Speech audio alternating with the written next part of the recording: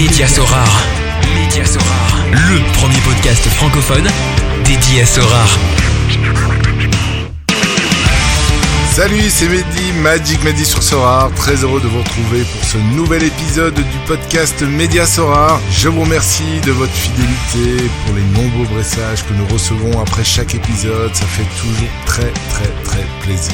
Alors, lors de l'émission précédente, j'ai pu accueillir Ivan, alias Piccolo, spécialiste de la K-League coréenne et cofondateur d'une grande communauté, la communauté Namek, qui est une communauté francophone fan des championnats asiatiques, spécifiquement la Corée et le Japon. Et aujourd'hui, j'ai le plaisir d'accueillir Alexis, alias Torque, figure historique et incontournable du game et créateur de multiples contenus. Salut Alexis. Salut Mehdi. Comment va ? Bah écoute, ça va très bien et toi ? Merci beaucoup pour l'invitation en tout cas. Bah écoute, il était temps, je vais dire, on en reviendra certainement plus tard, mais 43e épisode, enfin Torque. Probablement la figure la plus connue de la commu francophone, on peut le dire ça ? Ouah, je sais pas si on peut le dire, c'est un peu...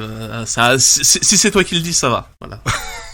Ouais, je pense que c'est quand même vrai. Donc ouais, il a fallu attendre quand même pas mal de temps. On y reviendra, comme j'ai dit un peu tout à l'heure.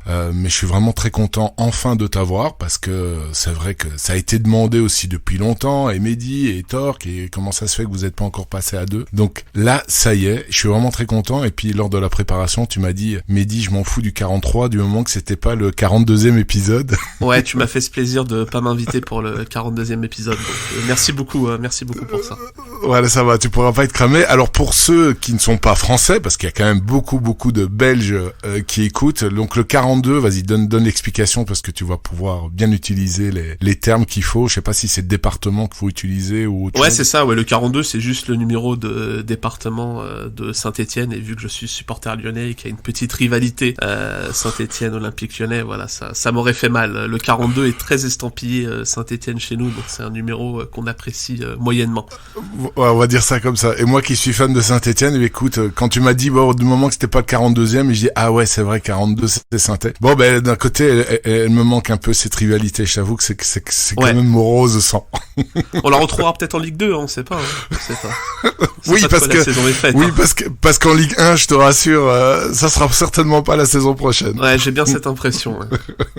Alors Alexis, comme tu sais, moi j'appelle mes invités par leur prénom et j'aime bien m'intéresser à la personne derrière le manager. Donc, te présenter comme manager, bon, je vais le faire un peu tout à l'heure par rapport à ta galerie, mais c'est pas trop nécessaire de le faire puisque tu es un des créateurs de contenu les plus prolifiques, je pense, du monde francophone. Mais par contre, je vais un peu plus m'intéresser à Alexis. Est-ce que tu pourrais te présenter à la communauté ? Ouais, avec plaisir. Alexis, j'ai 29 ans.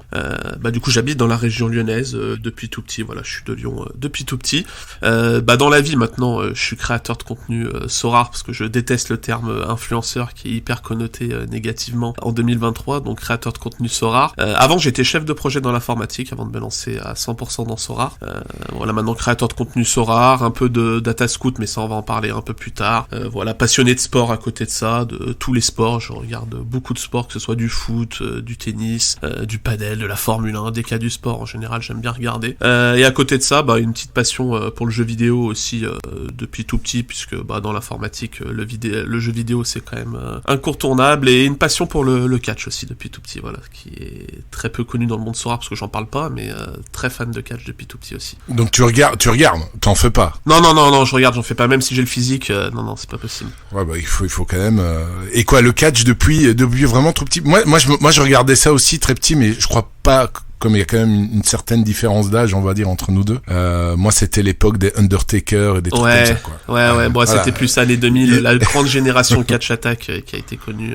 Le catch sur NT1, etc. C'était plutôt cette génération-là, moi. Et je continue encore à suivre beaucoup moins de manière sérieuse qu'avant, mais je continue à suivre de loin, etc. Ok. Et donc, parcours, tu m'as dit chef de projet informatique. Tu t'es directement dirigé vers là. C'est quoi ton cursus ?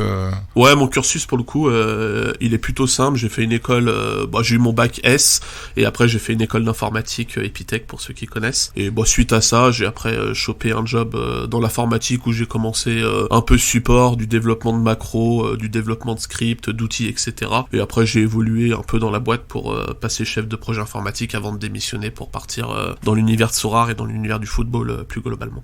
T'es resté là pendant combien de temps dans cette boîte? Dans cette boîte, quand j'ai démissionné, ça faisait un peu plus de 4 ans que j'étais dans la boîte. Et c'était mon premier job après mes études, quoi. Ah oui, ok. Donc t'es resté fidèle, et puis ça n'a pas été trop dur de donner ta démission? Oui et non. Oui, parce que ça fait toujours quelque chose quand tu te lances dans l'entrepreneuriat, quand t'en as jamais fait dans ta vie particulièrement. Et non, parce que j'étais dans un stade où dans la boîte, j'avais un peu fait le tour, etc. J'avais pas d'évolution prévue prochainement, donc on va dire que c'était le bon moment pour le faire. Tu vois, si je l'ai fait, c'est aussi parce que je sentais que c'était le moment de le faire par rapport à ma boîte. Tu vois, si j'étais dans une position où j'avais vraiment un poste important avec une évolution possible dans quelques temps, etc., ça aurait été beaucoup plus compliqué. Là, je sentais être arrivé peut-être au bout de la boucle et que c'était bien si je devais le faire, c'était maintenant, en fait. C'était maintenant ou jamais, selon moi. Ok. Je sais pas si t'es d'accord qu'on aborde directement ce point de transition, parce qu'après, on va parler de ta stratégie au début. Bon, ça va être quand même compliqué parce que t'as commencé très très tôt, mais ton changement de stratégie, on va parler data, etc. J'ai envie d'aborder justement le point où t'as switché, où t'as quitté vers Sorare. Tu peux rappeler à quel moment tu t'es décidé de te lancer à 100% dans Sorare? J'ai décidé de me lancer à 100% dans Sorare, et ça devait être 2022, mai 2022, si je dis pas de bêtises. Maintenant on est en 2023. Ouais, c'est ça, il y a 1 an et quelques mois, donc quasiment 1 an et demi maintenant. Et je me suis lancé à cette période parce que c'était la période où niveau affiliation ça marchait plutôt pas mal, pour être honnête. En tout cas, beaucoup mieux que maintenant. Et j'avais envie de développer des choses, et c'était un domaine, Sorare réunissait tout ce qui me plaisait, et je sentais que j'avais des choses que je pouvais créer. J'étais un peu frustré par le fait de pas avoir assez de temps pour le faire, parce que j'avais un job à temps plein à côté. Quand tu fais 9h, 18h tous les jours de la semaine, quand tu rentres le soir, t'as peut-être pas forcément envie de te mettre à faire du stream, de la création de vidéos, même de la création de contenu ou quoi que ce soit. C'est peut-être un peu plus compliqué, surtout qu'à cette époque-là, j'étais aussi président d'un club de tennis de table à côté, donc il me prenait aussi beaucoup de temps. Donc voilà, j'étais un peu frustré par rapport à ça, et comme je t'ai dit, voilà, je sentais que c'était le bon moment par rapport à mon taf pour me lancer là-dedans, et je me suis dit c'est le moment ou jamais, et voilà, je me suis lancé les deux pieds en avant. Joueur de tennis de table aussi? Ouais, depuis tout petit, joueur de tennis de table depuis l'âge de 10 ans quasiment. Ok, très bien. Et paddle aussi ou pas? Ouais, je me suis mis au paddle récemment. J'aime tous les sports de raquette, de toute façon, que ce soit tennis de table, tennis, paddle, etc. J'ai découvert le paddle récemment, et c'est vrai que c'est un sport que j'aime énormément. Je préfère largement au tennis, tu vois. J'essaie de jouer un peu au tennis l'été quand c'est la pause de tennis de table, etc. dans la saison. Mais c'est vrai que le paddle, c'est un sport que j'aime beaucoup, et en plus ça progresse énormément en France. Je sais pas vous en Belgique. C'est exact. C'est exactement la même chose. Exactement la même chose. Moi, je suis ancien joueur de tennis, on va dire bon niveau amateur quand j'étais jeune. Ouais. Et écoute, j'ai un pote. Bon, on déborde. Je parle pas de moi, mais il y a un pote qui est passé il y a 2 semaines manger chez moi, et puis il me dit, je me suis mis au paddle. Je dis c'est génial. Moi, j'ai envie de m'y mettre aussi parce que c'est un sport de tennis. Puis il me dit télécharge une application. Peut-être que tu la connais parce que ça a été développé par des Espagnols et apparemment elle est utilisée dans toute l'Europe. C'est Playtomic, où tu peux voilà, tu as accès, tu regardes les parties qui sont ouvertes, tu peux te greffer à une partie sans forcément connaître les 3 autres participants. Ouais, c'est top. Et voilà, et je l'ai installé le samedi soir. Lundi, j'ai fait mon premier match. Mardi, j'ai fait mon 2e match. Vendredi, j'ai fait mon 3e match. Et là, je suis parti. Et là, par contre, voilà, j'ai mon genou qui m'a dit, écoute, Mehdi, c'est bien, t'as glandé pendant des années. Il est légèrement gonflé, et donc là, il m'a dit, va te faire foutre pendant une semaine, tu me mets au repos. Donc voilà, j'ai l'envie, mais le physique, il suit plus tout de suite. Mais j'adore. Ouais, le problème, c'est comme tous les sports un peu de raquette, c'est que niveau articulation, genou et tout, tu peux rapidement souffrir. Alors, si en plus t'as plus trop l'habitude et tout, au début. Mais c'est ça. Là, le corps, il était habitué à être en stand-by, et puis tu le martyrises 4 fois sur la semaine. Et là, il a dit, je suis pas d'accord. Ok, super. Donc fan de sport de raquette, et moi également. Donc c'est très intéressant. Et donc on revient à ce que tu m'as dit, la transition. Donc mai 2022, si j'ai bonne mémoire, on était tout en haut de la courbe des prix vers février. Et puis c'est fortement possible. Alors j'ai pas l'historique en tête, mais je crois qu'on en était par là. Ouais. Et bon, tu m'as dit lors de la préparation, Mehdi, il y a pas de question taboue. tout. Donc, écoute, tu réponds si t'as envie, t'as pas envie. Ouais. Donc, comme tu l'as dit, l'affiliation, c'est vrai que t'étais très actif. T'avais Sorare Club à l'époque. Tu faisais quand même aussi pas mal de vidéos YouTube. Ouais. Il y a un moment, je me rappelle, t'as fait une transition, c'est-à-dire que tu es passé de Twitch beaucoup plus vers YouTube. Donc, t'as développé une stratégie de contenu à partir du moment où tu t'es décidé de te lancer à 100% dedans. Ouais, en fait, le truc, c'est que moi, YouTube, alors je suis pas du tout avant Sorare, tu vois, j'avais jamais fait de création de contenu, j'avais jamais tenu de chaîne Twitch, enfin, j'avais jamais fait de vidéo YouTube ou quoi que ce soit, j'étais totalement nouveau dans ce truc-là, et je trouvais que c'était beaucoup plus facile de streamer Twitch au départ, parce que sur YouTube, t'as tout le fait de parler tout seul devant une caméra, tu vois, moi, j'avais jamais fait ça avant de me lancer dans Sorare, donc c'était un peu compliqué. Là où sur Twitch, tu vois, je trouve que t'as une interaction avec le chat, t'as plus l'impression de discuter avec des gens qu'être tout seul devant ta caméra, tourner, puis merde, tu bafouilles, tu retournes la phrase, tu rebafouilles, tu retournes la phrase une troisième fois. C'était quelque chose qui était tout à fait nouveau pour moi, donc j'ai pris un peu de temps à me lancer. Mais oui, c'est sûr que sur YouTube c'était une évidence d'y aller de toute façon, parce que tu touches une audience qui est totalement différente de celle que tu vas toucher sur Twitch. Voilà, sur YouTube t'es peut-être sur une audience un peu moins consommatrice de Sorare. Je pense que les gens qui suivent du Twitch Sorare, etc., c'est des gens qui sont déjà pas mal impliqués dans la communauté, parce qu'il faut savoir qu'il y a du Sorare sur Twitch et il faut accepter de s'en infliger, de regarder du Sorare sur Twitch. Donc voilà, je trouvais que c'était deux audiences totalement différentes. Et t'avais d'autres supports, parce que je me rappelle au tout début, quand j'avais un peu plus de temps, je regardais et t'intervenais de temps en temps sur le Twitch de The Noob, mais on te voyait pas. Est-ce que je me trompe? Pendant toute une période, et puis après t'as décidé vraiment de te dévoiler au grand jour et de te lancer toi-même. Avant t'avais plus un petit rôle de, je vais pas dire de consultant, mais un peu, non? Ouais, peut-être. Alors je pense que c'était une période où j'avais tout simplement pas de caméra, en vrai, pour être honnête, parce que j'avais pas de matos, quoi. J'avais jamais fait ça de ma vie. Donc ouais, il est possible honnêtement, je me rappelle plus trop. Après oui, avec The Noob Erwan, on avait une émission l'After Sorare, où on faisait du Sorare, etc. À cette époque-là, et je sais même plus si on était peut-être en podcast, ou à l'époque on avait peut-être pas les caméras. Donc ouais, c'est possible qu'au début j'avais pas de caméra, et quand j'ai commencé le stream, j'ai investi dans une webcam pour justement avoir l'image, parce que faire du Twitch sans avoir d'image, tu perds quand même un intérêt majeur, qui est de pouvoir exprimer des des expressions faciales, etc., qui sont quand même plus agréables que si t'as pas de caméra. Et donc tu te lances dedans à fond, comme tu dis, les affiliations, ça tournait en plein régime à cette période-là. Est-ce que tu te rappelles plus ou moins combien ça te rapportait par mois? Il y a aucune question taboue de ce côté-là, il y a pas de problème. Alors ouais, à l'époque où je me lançais, ça représentait quoi? Ça représentait à peu près un salaire entre 1000 et 2000 euros par mois, je pense, qui tombait via l'affiliation. Tu vois, j'ai pas les chiffres précis, mais c'était des chiffres de cet ordre-là, en tout cas. C'était plus de 1000 euros, et c'était pas non plus des sommes astronomiques. Ouais, enfin, c'est quand même un gros SMIC, rien que par ça. Ça, c'est clair.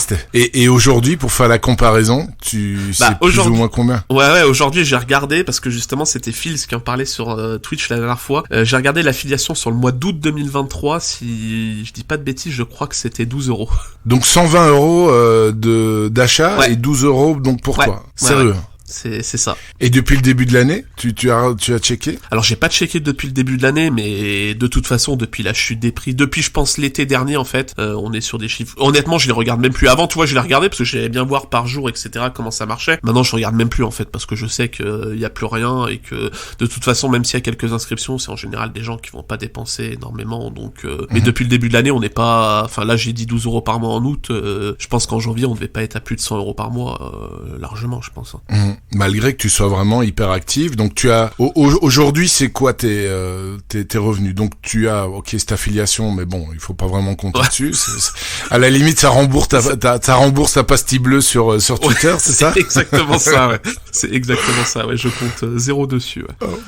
YouTube, tu sors quand même beaucoup de vidéos. Bon, après YouTube, avant de gagner de l'argent, il faut je crois que ça se compte en millions de vues, non? Ouais, alors sur YouTube, là, depuis que j'ai lancé les concepts très simples, où j'essaie de faire des émissions avec des petits concepts, etc., qu'après je peux mettre en rediffusion sur YouTube. Comme ça me permet de faire de la vidéo YouTube tout en faisant du stream Twitch, parce que le problème, quand tu cumules les deux plateformes, si je dois faire du stream Twitch dans la journée, un stream de 2-3 heures, et qu'après je dois tourner une vidéo, et le problème du tournage vidéo, toi tu connais bien ça avec les podcasts, c'est que tu tournes la vidéo, mais après faut la monter, etc., l'uploader, et ça demande quand même un travail important. Donc là, j'ai trouvé un rythme qui me permet un peu de combiner les deux. Et sur YouTube, là, depuis que j'ai commencé, ça fait quasiment un mois, tu vois, on est sur des chiffres 150, 180 € par mois de YouTube. Ouais, quand même. Ouais, ce qui est quand même pas mal pour parce que je fais pas des vues de dingue, quoi. Je fais entre 500 et 1500 vues par vidéo si elle marche bien, quoi. Ouais, mais t'en as vraiment beaucoup là, parce que je me rappelle que t'avais fait des sortes de tutos, comment se lancer, t'as les interviews, enfin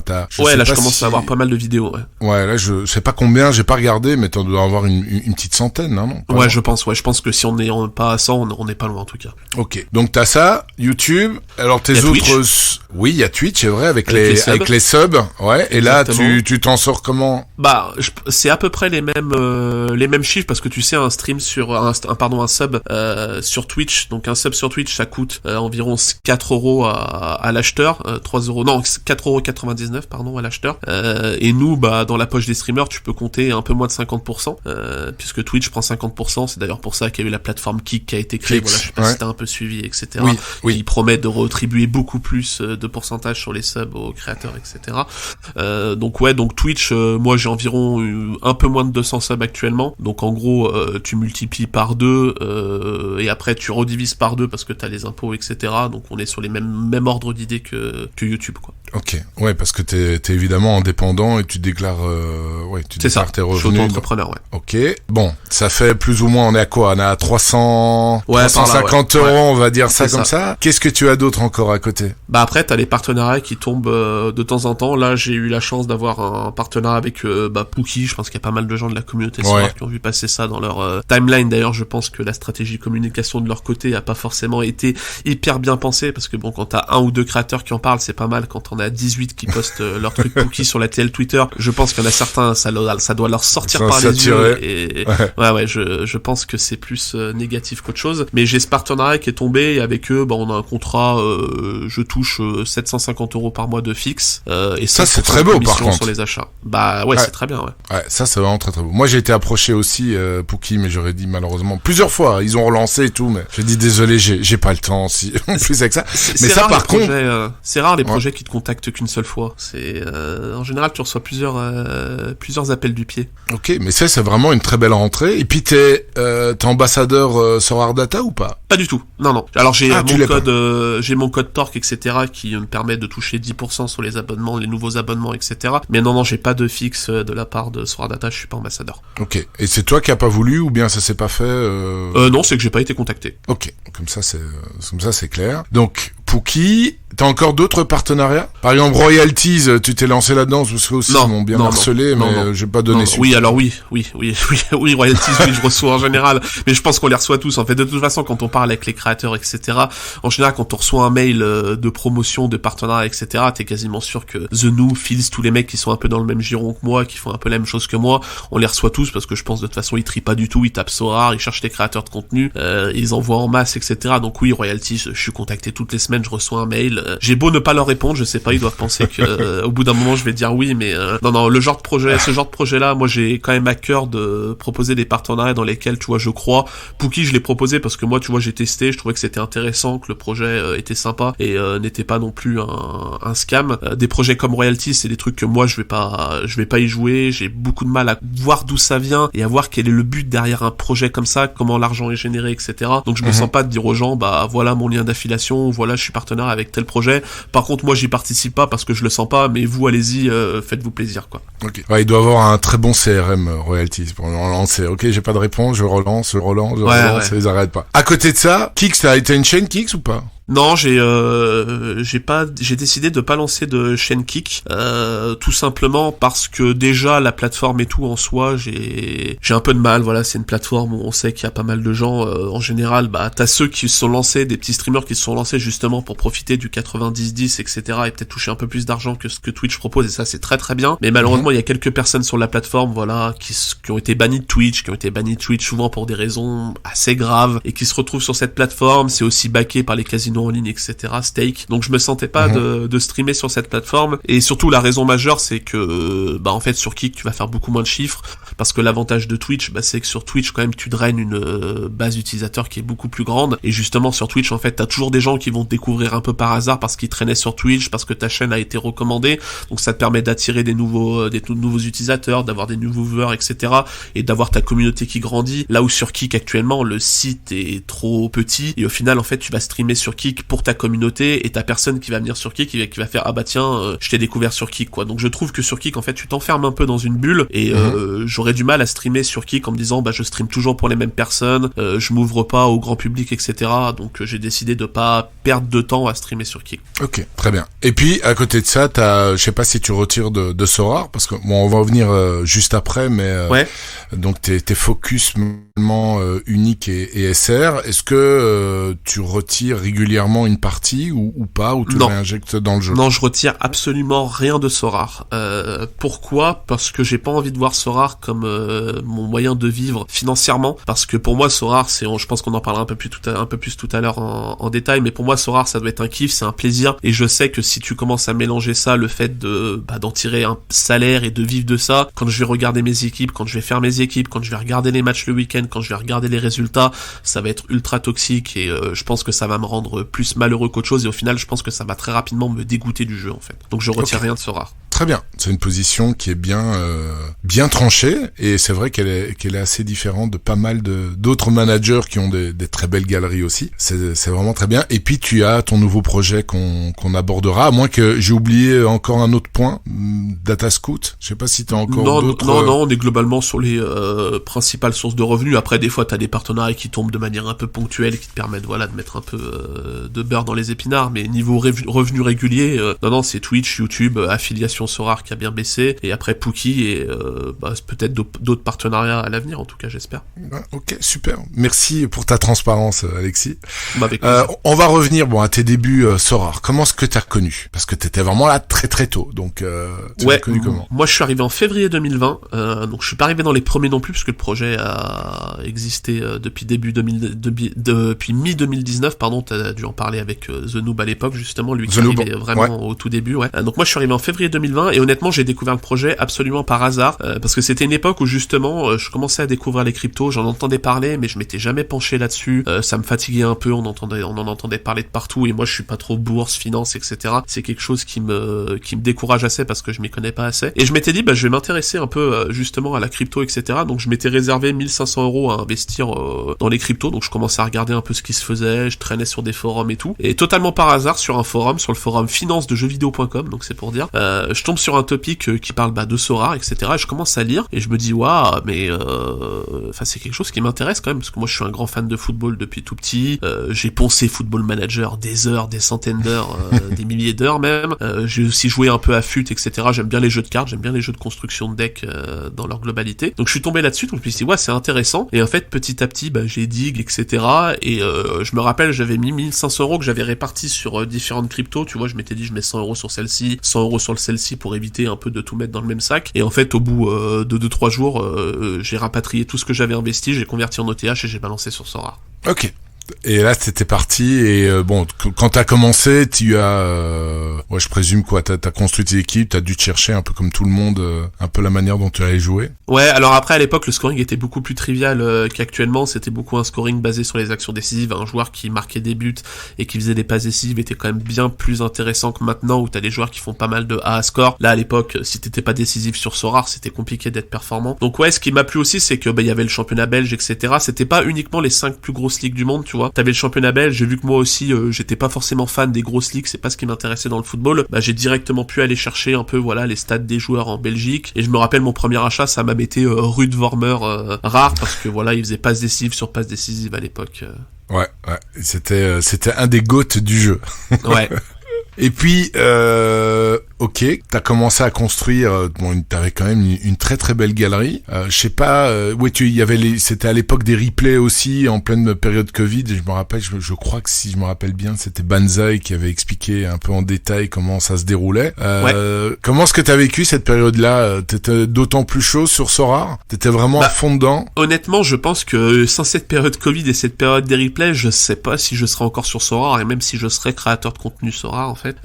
Donc oui, c'est une période qui, moi, m'a plu, parce que c'était une période où, justement, Sorare réutilisait les stats passés, etc. des joueurs. Mais ce qu'il faut savoir, c'est qu'à cette époque, il y avait pas de Sorare Data, il y avait pas d'appli Sorare, enfin, il y avait pas de compagnon Sorare, quoi. T'avais uniquement le site, et si tu voulais avoir l'historique des joueurs, soit tu maîtrisais un peu l'API, et encore l'API, je crois qu'à l'époque, elle était beaucoup moins, enfin, il y avait beaucoup moins de fonctions que ce qui existe actuellement. Donc moi, je me rappelle que pour la période d'e-replay, ce que je faisais, c'est que j'allais sur la page d'un joueur, je parcourais les anciennes Game Week, je récupérais ses scores à la main, etc., que je notais dans un Excel. C'était un boulot monstre, et c'était un truc à la main. Enfin, bref, voilà, il y avait aucune plus-value là-dedans. Mais je faisais ça pour tous les joueurs. Et en fait, le but des replays, pour l'expliquer très rapidement, c'est qu'en fait, vu que tu connaissais le scoring des joueurs, en gros, Sorare disait, pour la Game Week qui arrive, on prendra au hasard, une fois que t'avais créé tes équipes, évidemment, il disait, les scorings vont être les scorings de la Game Week 30, par exemple, et du coup, c'était tous les scores de la Game Week 30 qui étaient attribués aux joueurs. Donc en fait, le but, nous, on était partis sur une stratégie avec quelques personnes, où l'objectif, en fait, c'était d'avoir des joueurs qui avaient scoré tous en même temps sur une Game Week, pour justement maximiser ses chances de faire des gros résultats. Donc en fait, c'était un peu une sorte de bingo, voilà, Sorare, on validait nos équipes. Dans le week-end, Sorare disait, la Game Week qui tombait, c'était celle-ci. Si c'était l'une des quelques Game Week que t'avais visé avec tes joueurs, t'étais quasiment sûr de faire un bon résultat. Si c'était une Game Week que t'avais pas visé, t'étais dans les limbes, quoi. Et du coup, j'avais pas mal optimisé ça avec mon Excel. Du coup, j'étais arrivé à trouver des combinaisons qui étaient pas mauvaises. Et 2-3 fois, je suis tombé sur la bonne Game Week, ce qui m'a permis notamment de gagner Cristiano Ronaldo super rare à l'époque, qui était une reward absolument de fou, et qui m'a permis aussi de faire une première place, si je dis pas de bêtises, de gagner une unique, etc. Et qui m'a permis de booster très largement mon aventure Sorare, parce que moi, voilà, j'ai investi 1500 €, comme je te disais tout à l'heure, mais j'ai jamais réinvesti après. Moi, mon investissement de base sur Sorare, c'est 1500 €, et j'ai jamais investi plus de 1500 €. Donc, gagner des cartes comme ça m'a permis de snowball un peu, d'avoir une meilleure galerie, et à la sortie du replay, en fait, j'avais une galerie qui était pas du tout, qui était plutôt bonne par rapport à mon investissement, par rapport peut-être à certaines personnes qui avaient plus investi que moi. Et après les replays, j'ai pu enchaîner avec une belle galerie et gagner d'autres récompenses sur une période où il y avait évidemment beaucoup moins de compétitivité, et ce qui m'a permis de monter une petite galerie sympa avec 1500 €. Ouais, donc t'as jamais rien rajouté, et t'as jamais rien retiré. Donc tu joues depuis le début avec cette somme de 1500 €. Exactement. Ok, c'est très beau. Donc là, tu me tends la perche. Je vais vite présenter ta galerie, même si je pense que beaucoup la connaissent et la consultent régulièrement. Donc inscrit le 20 février 2020. Ta galerie aujourd'hui, même si c'est anecdotique, on sait très bien que c'est changeant. Elle vaut 73 Ethers, 73 Ethers, donc un peu plus de 100 000 €. Tu as 458 cartes limited, 95 rares, 119 super rares, 17 uniques. T'as gagné près de 600 rewards, 15 victoires. Et reward winning line-up de 20%, c'était beaucoup plus élevé au moment où tu étais principalement en rare. Donc il y a eu un gros changement de ta part. Ça remonte il y a quoi? Il y a à peu près un an, un peu moins d'un an. Tu as décidé de vendre beaucoup de tes rares. Je crois que c'était fin 2022, si je dis pas de bêtises. Début 2023, fin 2022 que j'ai fait le gros changement de stratégie, ouais. Qu'est-ce qui t'a amené justement à changer de stratégie? Est-ce que c'est la compétitivité, le nombre de cartes, qui s'accumulent en limited et en rare aussi? Non, c'est pas du tout la compétitivité, parce qu'à l'époque, j'étais globalement une galerie qui jouait rare pro, voilà, j'avais pas d'unique, etc. Et on sait très bien que les rares pro sont très rentables sur Sorare. Je maximisais ces équipes-là, et j'étais plutôt, je gagnais régulièrement des récompenses, sans faire non plus des top 3 toutes les Game Week, évidemment, mais j'étais plutôt bien de ce côté-là. Et en fait, j'en avais parlé plusieurs fois lorsque j'avais fait des podcasts, etc., ou même en stream, que moi, mon rêve sur Sorare, c'était d'aller en unique, parce que c'était une rareté qui me faisait rêver, d'aller chercher des cartes, voilà, que tu dis, je possède la carte, et il y a personne d'autre qui possède la carte de cette saison-là, de ce joueur-là. Je trouvais ça absolument incroyable, et je m'étais toujours dit, un jour j'irai en unique, et puis un jour je me suis dit, en fait, en rare pro, j'ai un peu fait le tour. Toutes les semaines, je me retrouve à aligner les mêmes équipes, avec Kimmich, avec Mbappé, avec telle carte super rare, avec telle carte super rare. Je me suis dit, c'est peut-être le moment de changer quelque chose, et d'essayer de me mettre un peu en danger, et de sortir de ma zone de confort, et aller en SR, et en unique, aller un peu scouter en unique, etc., pour changer de stratégie, et pour prendre un peu plus de kiff sur Sorare. Et ce qu'il faut savoir, c'est qu'à cette époque-là où j'ai fait le move, il y avait pas du tout les paliers en SR et en unique, On avait que les paliers en rare. Donc c'était quand même un move où, vu la concurrence en unique, j'étais parti du principe que j'allais pas gagner grand chose, mais que j'allais peut-être kiffer, qu'un jour je ferais peut-être une grosse récompense et voilà, je gagnerais une grosse carte. Mais c'était un move qui niveau rentabilité, c'était clairement un move de merde, hein. Je veux dire, si je voulais rester rentable sur ce rare et que je voulais vraiment gagner des récompenses et améliorer ma galerie, il fallait surtout pas que je sorte de la rare et de la rare pro. Mais vu que, comme je t'ai dit tout à l'heure, je voyais pas ce rare comme un moyen de gagner ma vie, de retirer de l'argent, etc. J'étais pas trop dérangé de faire ce move en fait, parce que moi l'important c'est de kiffer ce rare. Donc à la limite, si je passais de 60% de rentabilité à 10%, voilà, je balance des chiffres au pif, ça me dérangeait pas plus que ça. Et le fait qu'après ils ajoutent les paliers SR et une unique, et qu'en plus ils les re-augmentent après 2-3 mois, j'avoue que maintenant je regrette vraiment zéro ce changement de stratégie. Hein. Je m'en doute, surtout que tu tapes souvent les paliers, donc ça doit vraiment être très satisfaisant. On a eu pas mal de discussions sur Twitter. Hein. C'est principalement là que les managers Sorare discutent ensemble en dehors de Discord. Bon, il y a le Discord, mais c'est plus communauté, mais sinon elle est vraiment très très active sur Twitter. Et c'est vrai que tu t'es souvent opposé, et je peux comprendre totalement ça, par rapport à ceux qui voyaient le jeu, dont je fais partie un peu quand même, comme un investissement, alors que toi tu le vois comme jeu à 100% kiff, tu l'as toujours déclaré de ce côté-là, t'as toujours été transparent. Comment est-ce que je présume quelque part quand je voyais tes réponses que ça te dérangeait, mais je dis ouais, mais les gars ils sont là pour gagner de l'argent, tandis que moi je suis en train de je kiffe ce jeu parce que j'adore ce jeu. Comment est-ce que est-ce que c'est pas trop difficile non plus, est-ce que c'est pas trop compliqué parce que t'as une personnalité aussi assez tranchante, tu dis ce que tu penses et c'est très transparent, mais ça peut aussi froisser de temps en temps. Est-ce que aujourd'hui, comment est-ce que tu estimes les personnes qui sont là et avec une casquette principalement, aussi pas exclusivement comme investisseur? Alors oui, j'ai une personnalité très clivante sur les réseaux, on a déjà fait les frais. J'essaie de progresser là-dessus d'ailleurs, hein. Je trouve que j'ai progressé depuis longtemps, je progresse chaque jour. Je suis content de moi là-dessus. Non, après plus sérieusement sur les gens qui sont là pour l'investissement, etc. Moi honnêtement, j'ai aucun problème par rapport aux gens qui sont là pour faire de l'argent entre guillemets et qui voient Sorare comme un investissement. Ça, chacun voit Sorare comme il veut. Le truc qui peut me déranger parfois, c'est que quand t'entends ces personnes-là, t'as l'impression que ces personnes en fait elles te disent mais Sorare c'est forcément un investissement et tu peux pas prendre de plaisir sur le jeu. Que pour eux c'est un investissement, que pour tout le monde c'est un investissement, et que si tu dis que tu aimes Sorare, que tu aimes le jeu, que t'es pas là spécialement pour gagner de l'argent, évidemment je vais pas te mentir, quand je gagne le palier unique qui fait 500€, je suis bien évidemment content de gagner 500€, ça c'est évident et je vais pas te dire le contraire. Mais ces gens-là en fait parfois t'as l'impression que si t'aimes Sorare en fait c'est que tu mens, tu peux pas kiffer le jeu, c'est juste que t'aimes la rentabilité, alors que non, tu vois, tu peux kiffer les deux. Évidemment je suis pas 100% fun et 0% rentabilité, j'aime gagner des récompenses, j'aime améliorer ma galerie, comme tout le monde, je vais pas te dire le contraire. Évidemment que si je fais 5 game week où je gagne rien, je vais être déçu, mais je le vois pas comme une manière de gagner de l'argent et de retirer. Après voilà, les gens qui voient le jeu comme un investissement, qui disent moi je suis là pour investir sur telle carte, la revendre, faire de l'argent, etc. Enfin j'ai aucun problème avec ça, chacun voit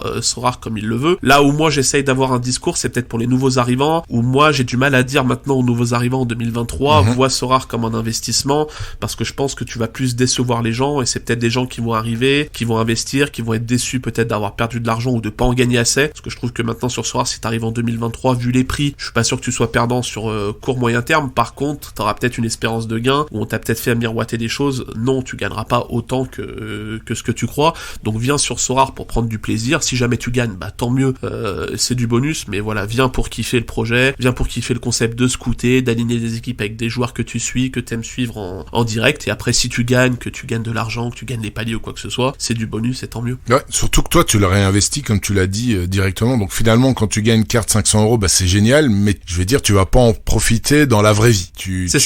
C'est ta galerie qui va en profiter, quoi. Exactement, c'est mon kiff de Sorare en fait, c'est me dire si je gagne mon palier unique, je gagne 500€, c'est de l'argent que je vais pouvoir réinvestir dans Sorare, c'est de l'argent qui va me permettre de scouter, aussi faire de la création de contenu, hein, on va pas se cacher, quand tu fais de la création de contenu Twitch, YouTube, etc., c'est quand même bien d'avoir un portefeuille avec un peu d'argent disponible, parce que ça te permet de scouter des joueurs, de faire de la création de contenu. Quand tu fais de la création de contenu et que t'as aucune marge de manœuvre sur le marché, c'est un peu compliqué, parce que tu vas faire du stream scouting, mais en fait tu t'achètes personne, donc en fait les gens ils se retrouvent à regarder ton stream, et toi tu conseilles des joueurs, enfin tu dis tel joueur peut être intéressant, etc., mais t'en achètes jamais, donc le mec va se dire le mec me conseille des joueurs mais il les achète pas, donc est-ce que c'est vraiment une bonne opportunité? Donc oui, pour la création de contenu c'est intéressant aussi. Ouais, tout à fait. Et tu parlais de ta personnalité un peu clivante. On a eu pas mal enfin moi j'ai eu pas mal de questions dans ce sens-là. Ouais, Mehdi quand même avec Thor, parce qu'il y a un moment où clairement c'était assez chaud. C'était assez chaud avec pas mal de personnes et on a eu à un moment donné, il y a 1 an et demi, 2 ans, etc. Quand on était en plein boom de Sorare, forcément il y a eu des nouveaux managers qui sont arrivés dans le jeu, parce qu'au début, comme tu dis, c'était un jeu de niche, il y avait pas grand monde, et puis il y a eu cette fameuse annonce en plein bull run crypto, l'annonce de la première, on va dire, grosse levée de fonds avec Griezmann et Piqué, etc., où les prix ont complètement déliré à la hausse, et puis ça a continué quand même à augmenter pendant une bonne période, jusqu'à plus ou moins ce qu'on avait dit là, février, mars 2022, et c'est à ce moment-là qu'il y a des nouveaux managers qui sont arrivés dans toutes les communautés, quelle que soit la langue, mais surtout, je pense qu'il y a eu un gros boom aussi dans la communauté francophone. Il y a des personnes qui sont venues et qui ont commencé aussi à faire de la création de contenu. Moi, j'ai commencé, j'ai dit tiens, on était sur notre groupe, est-ce qu'il y a quelqu'un qui a pas envie de faire un podcast? Et puis moi, j'avais envie de kiffer ça, parce que petit rêve de gamin, je rêvais d'être journaliste sportif. J'ai dit bon là, on n'est pas dans le journaliste sportif, mais c'est chouette, et puis j'aime bien m'intéresser aux personnes. Et c'est vrai qu'il y a eu des grosses tensions où t'avais un peu ce rôle, je veux pas dire ne le prends pas mal, c'est de justicier comme ça, où tu définissais finalement ceux qui étaient dans le bon, ceux qui étaient dans le mauvais. Il y a eu de la crispation. Comment est-ce que quand on revient à cette période-là, aujourd'hui on est quand même 1 an et demi plus tard, la grosse hype est quand même descendue, on parlait des revenus d'affiliation qui ressemblent à plus rien, donc finalement on se dit purée, à l'époque ça valait la peine, mais avec le recul c'était une bagarre de bac à sable. Quelle rétrospective tu fais sur cette période-là où forcément tu t'entendais pas avec tout le monde, dont moi et les personnes de Média Sorare et d'autres personnes aussi? Je trouve que c'est une période qui m'a permis d'apprendre et de devenir meilleur en tant qu'homme et en tant que créateur de contenu. Comme je disais tout à l'heure, en fait, moi je suis pas du tout créateur de contenu à la base, j'ai jamais eu de communauté ou quoi que ce soit. Donc tout ce qui est échange sur Twitter, personnalité, etc., je maîtrisais pas ça, tu vois. Moi je suis un enfant des forums, etc. Sur les forums où on aime bien se tacler, etc., s'envoyer des pics très seconds, voire 3e degré parfois. Et en fait j'ai découvert que les réseaux sociaux, en fait, c'était pas ça, et que je le découvre encore maintenant d'ailleurs, que des fois quand tu lances des messages second degré, etc., en fait t'as des personnes, même si pour moi le message est second degré mais à 1000% et c'est grillé, t'as quand même des personnes qui vont le prendre premier degré. Donc ça, faut vraiment faire attention à ça par rapport aux réseaux sociaux. Et par rapport à ce que tu disais sur les brouilles, etc., qu'il y a eu, j'ai aussi appris qu'en fait les réseaux sociaux, ça faisait ressortir le pire côté de ta personnalité, je trouve. Nous on s'est rencontrés à Paris pour la NBA, etc. Enfin, je veux dire, on a discuté, je veux dire, tu vois, on a les mêmes passions, t'aimes bien le tennis, on aime tous les deux le foot, on a les mêmes passions, donc il y a aucun problème pour discuter en réel. Et je pense que tous les gens d'ailleurs qui m'ont croisé en réel, moi, enfin, je suis un nounours, quoi. Je veux dire, je vais pas chercher l'embrouille avec les gens. Moins il y a de bruit, mieux ce sera. Donc ça fait ressortir ta pire personnalité. Après, il y avait aussi le souci, comme tu disais, qu'on était en pleine période de bull run. D'ailleurs, je m'en rendais peut-être pas compte à l'époque, et je m'en rends peut-être compte maintenant avec le recul, qui était de l'affiliation marche bien, j'ai envie que ça continue à marcher, justement parce que j'ai envie de vivre de ça, j'ai envie de créer des choses, et le réflexe peut-être inconscient de marcher entre guillemets sur les gens. Je sais qu'il y a peut-être des gens qui l'ont pris comme ça, et d'ailleurs s'il y a des gens qui l'ont pris comme ça, je m'en excuse platement. Il y a peut-être eu ce réflexe là inconscient, parce que franchement sur le coup, moi j'ai jamais voulu faire de mal à qui que ce soit. Des fois il y a eu des paroles qui ont peut-être un peu dépassé la pensée, mais bon, je me suis excusé, j'ai jamais voulu manquer de respect à qui que ce soit. Il y a peut-être eu ça. Ouais, et je te rassure, Twitter, c'est quand même... de temps en temps, moi, j'ai envie de réagir, pas forcément sur des sujets qui touchent au sport, au foot, mais tu te dis, quand tu regardes les risques que tu vas te prendre et les teams premier degré et tout, c'est... honnêtement, c'est la jungle. X, maintenant, c'est vraiment la jungle. C'est... waouh, t'as des gens vraiment qui sont aigris, t'as l'impression qu'ils déversent toute leur aigreur et leur haine, tout en étant anonyme. T'as ça sur d'autres réseaux, mais je trouve que X, c'est le graal de la sauvagerie. T'as ce côté-là, et t'as ce côté encore plus vicieux, je trouve, par rapport aux réseaux sociaux, et notamment la création de contenu, où en fait t'as l'impression que t'as pas le droit d'être en désaccord avec quelqu'un. Et j'ai l'impression que les gens qui consomment de la création de contenu, quand un streamer, et je parle pas forcément de moi moi ou de quoi que ce soit, mais même de streamers beaucoup plus gros, parce que moi je consomme beaucoup de Twitch, beaucoup de YouTube, etc. J'aime bien quand je bosse mettre un fond, etc. Au lieu de mettre de la musique, mettre un stream Twitch, même d'un gros créateur de contenu, que ce soit sur n'importe quel jeu. Et en fait, maintenant en 2023, t'as l'impression que quand tu dis je suis pas d'accord avec cette personne, les gens l'interprètent comme j'aime pas cette personne, je peux pas la piffrer, je le juge en tant qu'homme, alors que non, tu vois, tu peux être pas d'accord avec un ami, enfin, et j'ai l'impression que t'as plus le droit de pas être d'accord avec les gens, quoi. Si t'es pas d'accord avec quelqu'un, c'est que tu l'aimes pas, et c'est un peu dommage parce que ça cristallise tous les débats, et en fait, tu peux plus avoir de débat, en fait. Le problème des réseaux sociaux, c'est que t'as plus de débat, c'est que du moment que t'es pas d'accord avec quelqu'un, ça va rentrer dans la dominem, ça va être des attaques gratuites. Moi, honnêtement, je débat plus sur Twitter, en fait, ça sert à rien. Sur X, pardon. Ouais, c'est t'as le truc victimisation, et puis pour ouvrir le débat, il faut être ouvert et savoir écouter l'autre. Et le problème, c'est que c'est un peu le côté, le mauvais côté des réseaux sociaux, c'est que les gens, à partir du moment où tu participes à un débat, ils veulent absolument avoir raison. Donc leur objectif, c'est de garder le cap, voilà. Quel que soit vent et marée, ok, je fais contre, et puis je trouve des arguments pour donner raison. Et effectivement, c'est pas un débat, alors c'est une bagarre. Et puis finalement, il y aura jamais un vainqueur. Et puis surtout, tu n'apprends rien. Donc, mais pour en revenir à cette période, un peu compliquée. Enfin, moi, j'expliquais beaucoup ça.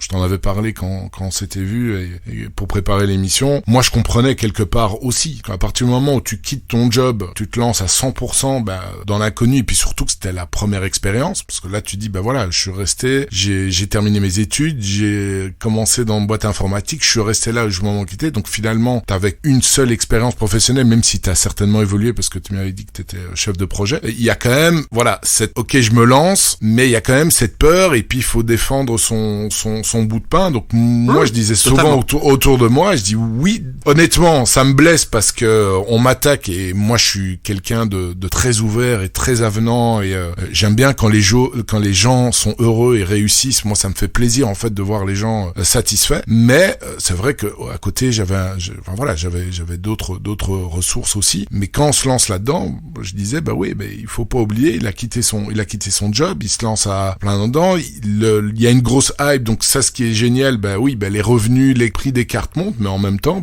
il y a plus de gens qui arrivent, donc plus de personnes aussi qui sont susceptibles de faire de la création de contenu, du Twitch, etc. Et puis t'as une certaine concurrence qui s'installe. Non, mais c'est totalement ça. Et moi, d'ailleurs, je suis partisan d'apprendre en faisant des erreurs. Tu vois, je considère que tout le monde fait des erreurs, que ce soit sur Sora, que ce soit dans la création de contenu, mais dans la vie, etc. Et je trouve que il faut faire des erreurs, mais il faut accepter, il faut surtout assumer ses erreurs. En fait, quand tu assumes tes erreurs, c'est là que tu progresses. Et moi, j'ai fait des erreurs. J'en ferai encore, heureusement d'ailleurs. Et voilà, quand je fais une erreur, si je considère que c'est une erreur, par contre, j'ai aucun problème à assumer, à m'excuser, à dire là, je me suis trompé. Faut assumer ses erreurs pour progresser et s'en rendre compte et ne pas la refaire après. Donc, tu vois, si maintenant je me lançais peut-être dans la création de contenu, maintenant, tout en gardant le savoir, les expériences passées de ces 2 dernières années, etc., je referais les choses de manière totalement différente, évidemment. C'est une preuve d'intelligence aussi des personnes qui arrivent à se remettre en question et qui progressent, et je te rejoins à 200%. Sans erreur, on sait pas grandir, on sait pas apprendre et on sait pas progresser. Donc c'est tout à ton honneur, cher Alexis. Merci Mehdi. On revient à ta galerie, à ta stratégie, à ton changement de cap vers SR et unique. Quels sont tes objectifs actuels et futurs dans Sora, puisque ton objectif c'est tout le temps t'améliorer. Donc voilà, dis-moi ce que tu as envie de faire bientôt. Alors mes objectifs actuels, c'est un peu bizarre parce que moi j'ai une galerie qui est quand même assez spéciale, et quelqu'un qui va sur ma galerie sans me connaître forcément, sans savoir quels sont mes objectifs, je pense qu'il s'arrache les cheveux et il se demande mais qu'est-ce qu'il faut avec sa galerie.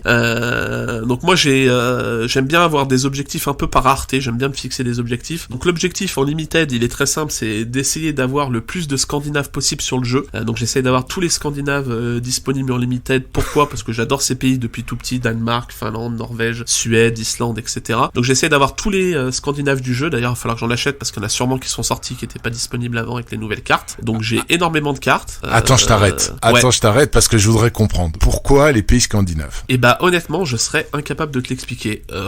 Parce que j'ai commencé à suivre ces pays-là, peut-être en grande partie par rapport à Zlatan Ibrahimovic, qui est un de mes sportifs préférés, toute génération confondue. J'aimais beaucoup sa personnalité, etc.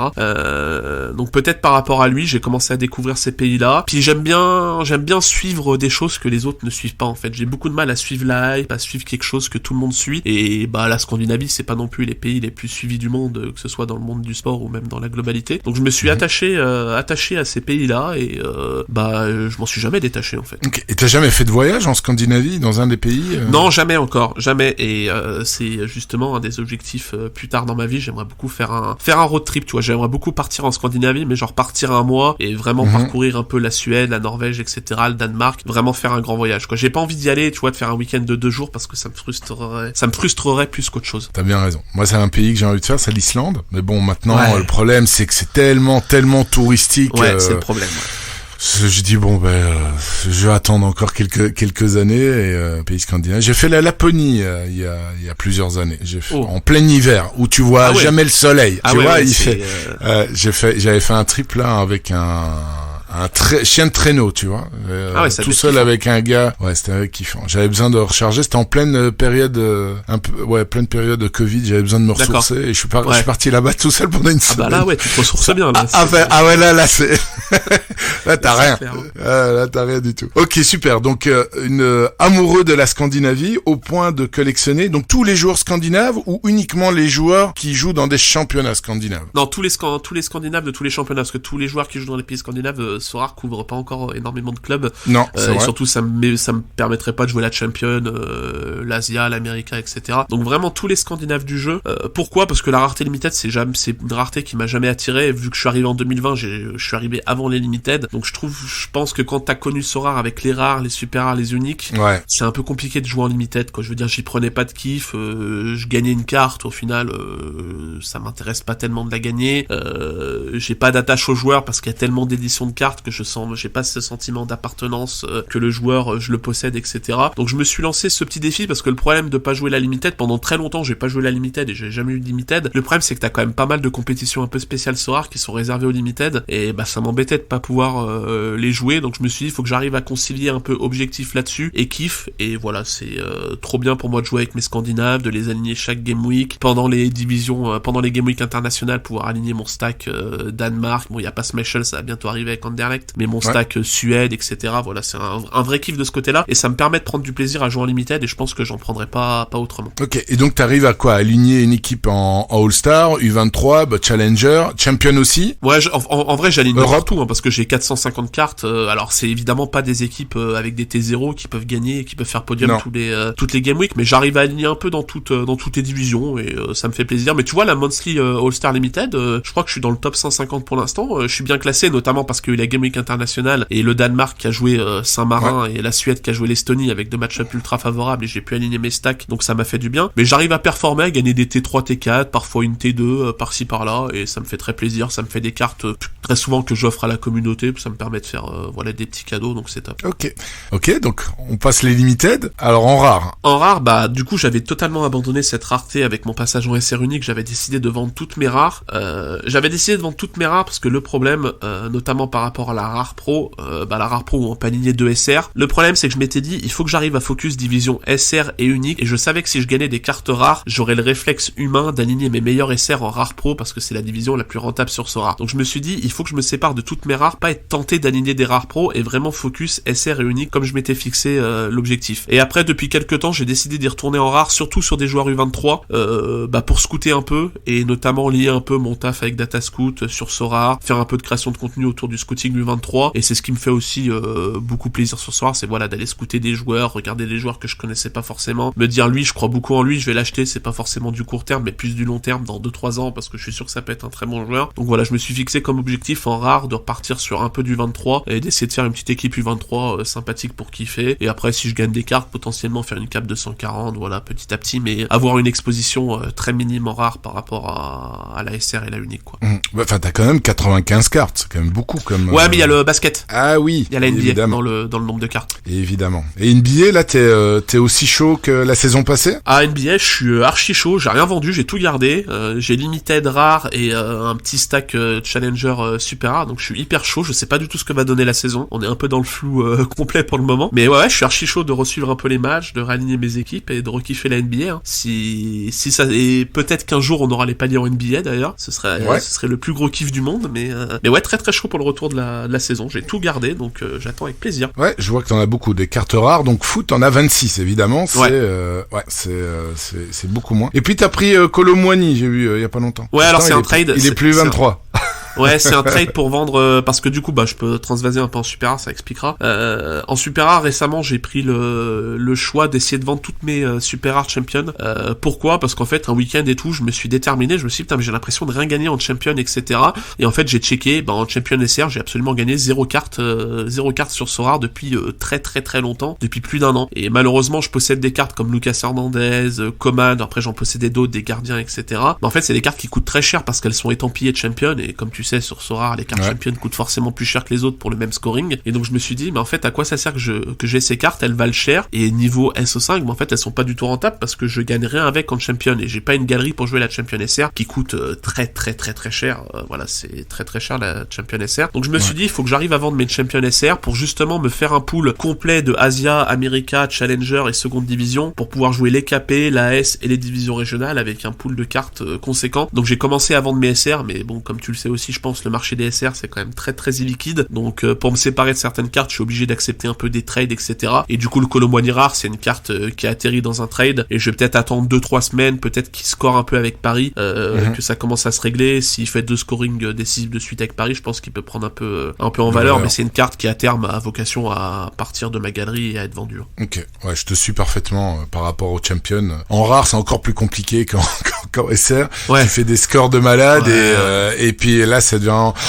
je te poserai des questions par rapport justement à la situation actuelle des compétitions, mais on continue. Donc super rare, tu vas switcher. Donc dès que tu auras vendu tes cartes SR Champion Europe, tu vas en faire quoi ? C'est pour reconstruire un autre pool ? Ouais, l'objectif c'est de voir un pool SR complet en Challenger, Seconde Div, Asia et America, de tripler, quadrupler les postes minimum, et voilà, de pouvoir jouer les KP, la S et les divisions régionales avec un pool sympathique et pouvoir me faire kiffer en SR. Ok, et All-Star aussi, ou c'est pas forcément la priorité ? Ouais. Si, je priorise la All-Star super rare parce que c'est une belle quand même une belle division, et j'ai quand même des cartes, tu vois, j'ai très peu de grosses cartes en SR, je trouve, par rapport aux grosses cartes disponibles sur le jeu, mais tu vois, j'ai mon Césinia, mon Carles Reel, etc., qui sont quand même des cartes sympathiques en SR. Bien pour sûr. Une All-Star, c'est cool, donc j'essaye quand même de prioriser la All-Star, surtout là avec la Monthly où j'ai essayé de pas mal la prioriser, mais j'essaye d'avoir une All-Star sympa, et je trouve qu'en plus la All-Star, tu peux faire des bonnes performances avec des joueurs pas forcément très très chers si tu scoutes bien et que tu chopes des joueurs un peu sous les radars, quoi. Tout à fait. Et en unique, donc t'as 17 cartes, et dedans, t'en as des belles, hein.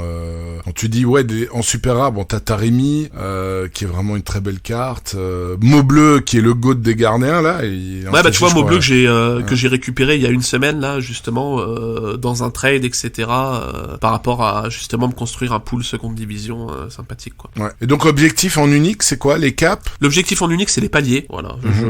J'ai un pool pour jouer les paliers, j'ai pas un pool pour performer en AS unique ou dans les divisions régionales.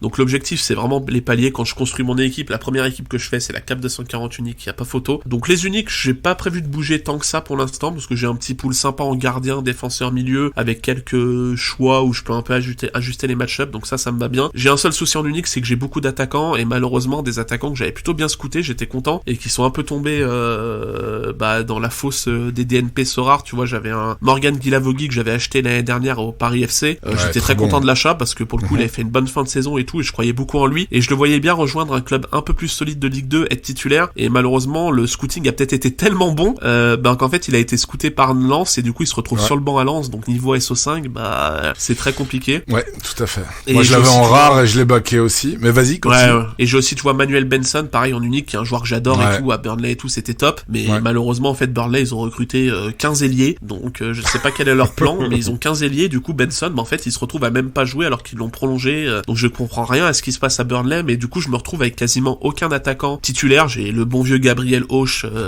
dédicace à lui, ma belle T4 unique de 36 ans, qui je sais pas ce que je vais en faire parce que je vois pas quelle utilité il va avoir, mais du coup je me retrouve qu'avec mon bon vieux Michael Kramer, mais qui porte plutôt bien son nom parce qu'il est pas mal cramé, donc c'est un peu compliqué. Donc fort heureusement il y a la SR qu'on a le droit d'aligner en cap 240 unique, et j'aligne quasiment 4 fois sur 5 un attaquant pour compenser ce déficit déficit. Mais ouais, il va peut-être falloir à terme justement que j'aille peut-être chercher un attaquant ou deux pour avoir un peu de profondeur à ce poste-là et pouvoir jouer un peu plus les match-up. Ouais, Oche, là, je me rappelle, j'ai regardé ta vidéo, ça a bien tourné avec le oh là là là là, mais je comprends. Ouais, franchement, T4, ça fait mal. Et puis parfois, t'as des bonnes surprises en chopant des T5. Tu dis mais comment est-ce que c'est possible que ça tombe, que ça tombe dans mon escarcelle. Moi, j'ai eu un truc comme ça. Je sais pas si t'as un exemple récent, mais la Game Week passée en cap, justement quand c'était à la trêve européenne là, je avec ma cap 240, je pouvais terminer haut. Puis finalement, c'est la dernière place. Je crois que c'était à la 7e place, la dernière place payante en cap 240 SR. Et j'ai gagné Ngakia, que je sais pas si tu connais, de Watford, et c'était une T5 et puis hop, Titu, et puis il tape 75. Hier il était Titu aussi, mais il a tapé beaucoup moins. Je dis bon ça c'est des T5 qui font plaisir. T5, voilà. Donc voilà. Donc c'est vrai que de temps en temps on prend des merdes en T3, T4 et puis parfois on a un peu plus de chance finalement. Ça encore plus sur les SR uniques où il y a pas trop de liquidité, donc les prix et tout sera à expliquer comment ils les prenaient. Des fois t'as des trucs un peu bizarres, des cartes qui sont pas vendues depuis longtemps. Donc des fois t'as des différences dans le pool, surtout dans le pool T4, T5 qui sont, enfin tu les déroules, ils sont longs comme le bras. Il y a 400 joueurs je pense dedans, donc t'as forcément des petites douilles qui peuvent tomber, et encore plus en unique où en fait là j'avais touché une T4 mais j'étais le seul à toucher une T4 unique. Donc en fait vu que le pool il fait 500 joueurs, la différence entre le haut du pool et le bas du pool elle est quand même assez importante, et j'étais plutôt dans le bas du pool. Mais oui voilà, faut arriver à se dire que des fois tu touches des rewards peut-être un peu moins intéressantes et des fois tu vas en toucher des plus intéressantes. Là c'était juste que c'était une unique. Quand tu gagnes une unique, tu vois une T4 unique, tu te dis ça va peut-être être une carte qui va être utile dans mon pool, surtout palier, etc. Et là tu touches une carte qui est quasiment morte, tu te dis bon ça fait chier quoi. Ouais, je comprends. Parce que ça peut justement faire effet snowball quand tu gagnes des belles cartes là-dedans. C'est ça. Et ton objectif en unique, c'est toujours ça, ou tu comptes plus développer tes pools SR d'abord comme tu l'as dit, ou bien c'est aussi développer ton pool unique quand même?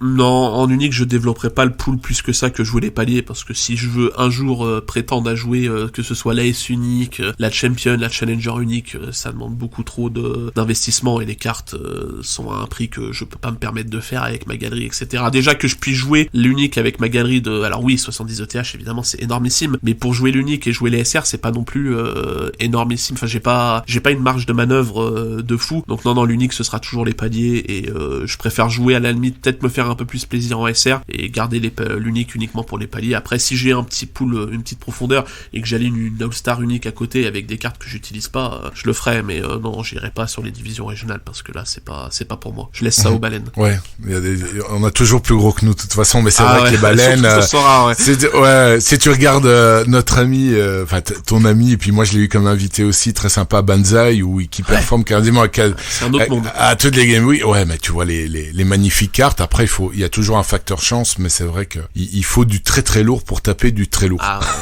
Il n'y a pas de miracle. Alexis, je voulais te demander justement, tu parlais de prix, etc. Quel est ton avis sur l'évolution du marché? Bon là, je suis désolé, on va parler de marché et pas de jeu, donc variation du prix des cartes. Depuis les changements de gameplay, il y a quand même quelques mois qui sont passés.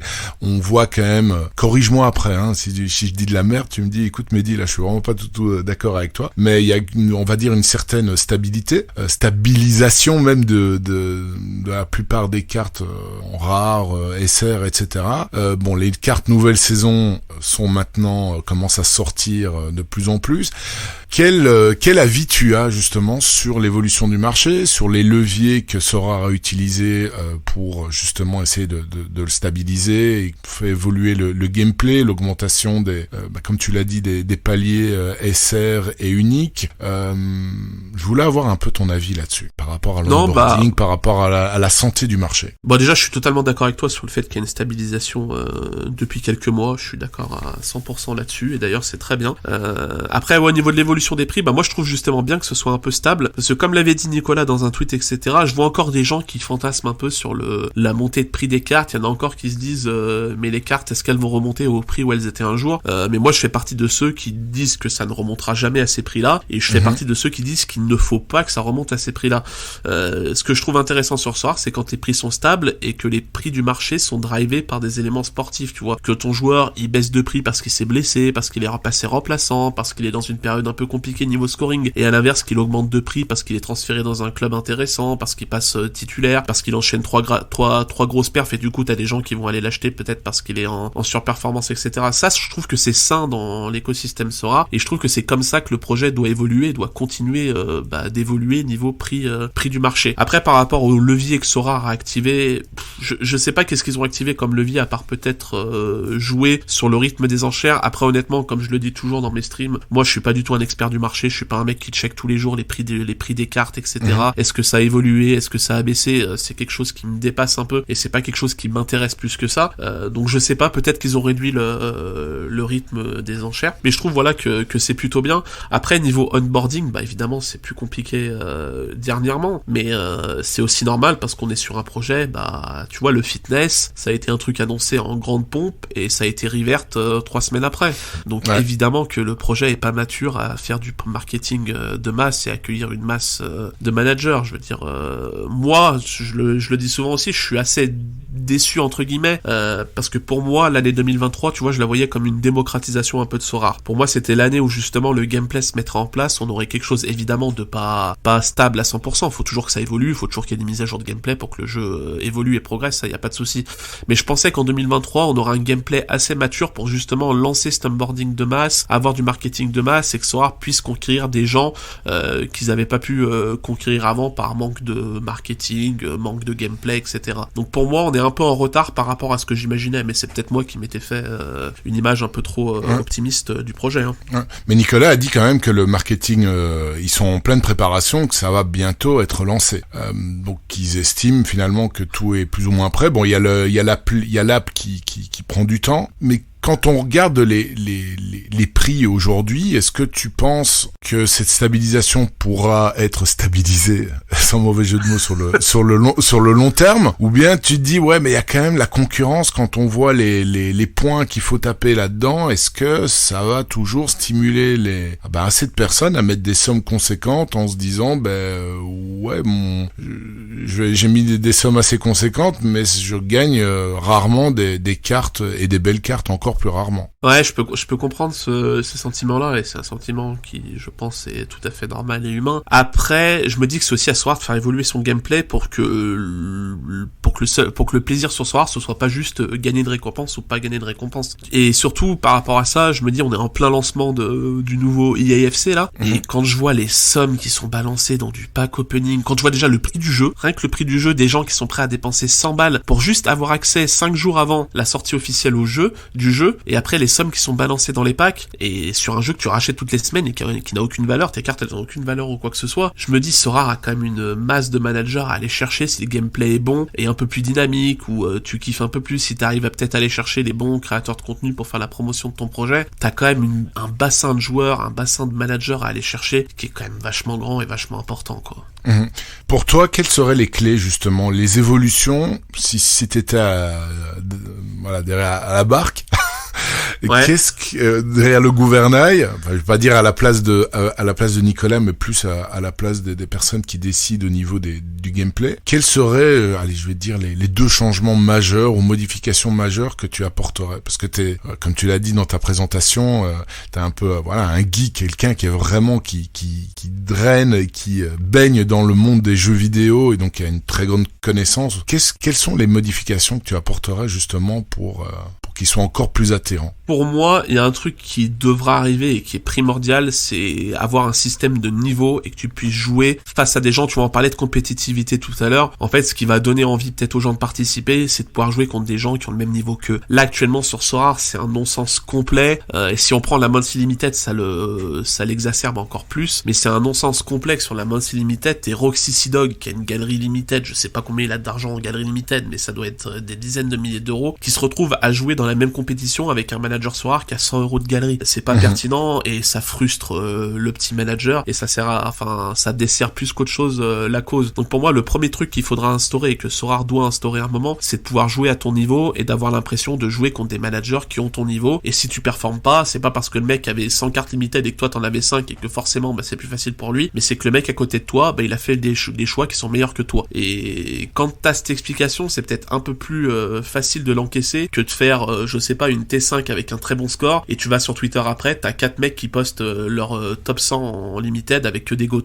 Donc pour moi, Sorare doit instaurer un truc où tu joues face à des gens de ton niveau qui ont insensiblement la même galerie que toi, et te retrouver voilà dans un hub, dans une division où bah tu joues face à un mec qui a la même galerie que toi. Tu vois, si t'as 2-3 cartes défenseurs, tu vas jouer contre un mec qui a à peu près la même galerie que toi, qui peut faire les mêmes choix que toi, donc qui a les mêmes risques que toi, et ça se trouve une game week ce sera toi qui en profitera, la game week d'après l'autre sera meilleure, etc. Ouais, mais donc avec aussi des rewards, je présume que dans cette division, on va dire la plus basse, ou pour une valeur galerie de 100-150 €, bah ça sera compliqué de mettre des T0 aussi à gagner. Ouais, bah pour moi il faut en mettre. Ça doit être graduel. Ouais. Il faut en mettre parce que tu vois, je prends l'exemple de la spécialiste avant. La spécialiste pour moi c'était l'une des meilleures divisions sur Sorare parce que c'était une division où ça laissait quand même le choix au scouting, à la stratégie, etc. Et surtout t'avais des gros lots qui faisaient rêver les gens quoi. Ouais. Et je trouve trop dommage que ça ait disparu ça. Donc même dans une division, tu vois, où t'imagines des joueurs qui ont 100 € de galerie, bah tu peux peut-être mettre à la gagne une T0. Tu vois, une T0 limited à Sorare. Franchement, vu le nombre qu'ils peuvent en éditer, ça coûte pas grand chose. Et ça fait rêver un peu les gens. Et le mec qui gagne cette division avec 100 € de galerie, bah il gagne une carte qui va lui faire step up sa galerie. Et niveau histoire, c'est exceptionnel. Donc faut toujours qu'il y ait des gros lots. Mais évidemment, si t'es dans la division avec les Roxy, les Pavel, les Bellama, les Banzai, etc., évidemment que ces gens-là doivent se battre pour des cartes qui sont peut-être un peu plus intéressantes que la division 10 où t'as les petits managers avec 100 € de galerie, quoi. Ouais. Mais je suis persuadé, je suis persuadé qu'un petit manager, il va préférer jouer dans une division face à des joueurs de son niveau, quitte à potentiellement gagner, je sais pas, peut-être une T3, plutôt que de se retrouver toutes les game week face à des grosses, face à des mecs qui ont des galeries de fou, et qu'en fait ils gagnent jamais rien, ou peut-être une T5 au mieux, quoi. Je suis sûr que les petits managers préféreront ça. Ouais, bon point, je te suis. Peut-être un deuxième point que tu voudrais modifier, changer, voir évoluer. Ouais, un deuxième point, c'est que moi j'aimerais bien qu'il y ait un peu plus de weekly spécial, etc. Je pense que le gameplay peut évoluer là-dessus. Je crois beaucoup aux compétitions mensuelles. Je pense que c'est un format qui est très utile aussi bien pour les joueurs, mais aussi pour Sorare, parce que je pense que si t'instaures un format mensuel un peu plus important que ce qu'il y a actuellement, tu peux peut-être distribuer un peu moins de rewards, mais garder autant d'engagement auprès de ta communauté. Mais par contre, tu vois, moi j'imaginais, j'en parlais en stream la dernière fois, mais j'imaginais un format plutôt cool où t'as un championnat en gros, tu vois, par division sur du format mensuel, etc. Donc où là tu te bats face à des managers de ton niveau avec des rewards chaque mois, etc. Et à côté peut-être faire un format coupe où tu t'inscris à la coupe et tu te retrouves dans une coupe avec, je sais pas, avec 16 managers par exemple, parce que tu mets pas tout le monde dans la même coupe parce que t'aurais une coupe qui débuterait en 2048e de finale. Mais par exemple t'es placé aléatoirement dans une coupe avec 16 managers, tu commences en quart finale, en 1 contre 1, demi-finale, finale, et à la fin les mecs qui gagnent la finale, je sais pas, ils gagnent une carte, du SoCoin, n'importe quoi. Mais avoir ce format qui en plus est un peu cohérent avec le football dans la vie réelle, tu vois, enfin un schéma un peu championnat et des petites coupes à côté qui te permettent d'avoir des prérequis un peu sympas et qui te permettent de proposer autre chose que ton format long. Et un SO 7 ou 9 ou 11, non. Il y en a beaucoup de gens qui en parlent de ça. Je pense que oui, ça va arriver à terme de toute façon. Après, le problème du SO7 et du SO11, c'est que les petits managers, là où il leur faut 5 cartes pour jouer, d'un coup, s'il leur en faut 7, c'est pas aussi facile, quoi. Et quand tu veux de la profondeur, etc., tu vas peut-être devoir doubler ta galerie pour être performant dans les compétitions. Donc le SO7 et le SO11, dans un premier temps, il avantagera évidemment toujours les grosses galeries. Donc je sais que certains le veulent, mais est-ce que ça va réduire les problèmes actuels qui ciblent? Je suis pas si sûr de ça, quoi. Ouais. Tu penses pas qu'il y a le fait justement qu'il y ait un peu moins d'entrées, parce que là les gens qui sont un peu frustrés, c'est que le nombre de rewards que Sorare distribue à chaque game week, il est pas extensible, puisque c'est X pourcentage, c'était quoi encore qu'ils avaient dit, 40%, c'est ça, un maximum 40% des cartes qu'ils émettent, et s'il y a autant de championnats, on sait très bien que la rareté elle est définie par saison, et donc forcément avec l'onboarding qu'on espère tous, mais qui augmente petit à petit, on voit clairement à chaque game week que le nombre de line-up qui sont alignés dans chaque compétition a tendance quand même à augmenter et à bien augmenter par rapport à un an. Pourtant, le nombre des rewards qui sont distribués est quasiment le même, puisque on l'a dit, on sait pas extensible. Et moi, j'ai un peu peur justement de cette frustration-là. Il y a de plus en plus de compétitivité. On aligne toujours 5 joueurs, mais pourtant le nombre des rewards, il augmente pas. Donc avec autant de points avant, on gagnait telle et telle carte. Aujourd'hui, avec autant de points, on est en dehors des places gagnantes. Est-ce que tu penses pas que ça pourrait justement créer de plus en plus de frustration, et le fait d'augmenter à 7 et à 11, il y aurait évidemment moins de line-up qui serait aligné, et évidemment c'est beaucoup plus profitable au niveau des rewards à gagner, quoi. Ah mais c'est sûr que ce sentiment de frustration il va monter, il va faire que monter, il y a pas de raison qu'il baisse à l'avenir, et Sorare doit trouver des moyens de reward autre chose peut-être que des cartes pour s'assurer le fait de peut-être de distribuer toujours autant de rewards, etc. Après tu vois par rapport au SO7, SO11, ouais t'auras moins d'équipes, mais du coup un petit manager tu vois qui a une galerie de 100 € mais qui a pas les moyens de réinvestir pour se faire un SO7, qu'est-ce qu'il va faire? Il va plus jouer, c'est ça en fait, c'est quand en fait la frustration, est-ce que tu la déplaceras pas sur autre chose, quoi? Ouais, ou bien comme tu l'as dit, si jamais ce sont il y a des catégories pour les petites galeries, voilà, où il y aurait moyen de mettre des commons là, les cartes de draft là, avec des cartes limited, et ça permettrait justement de facilement faire le passage du SO5 au 11,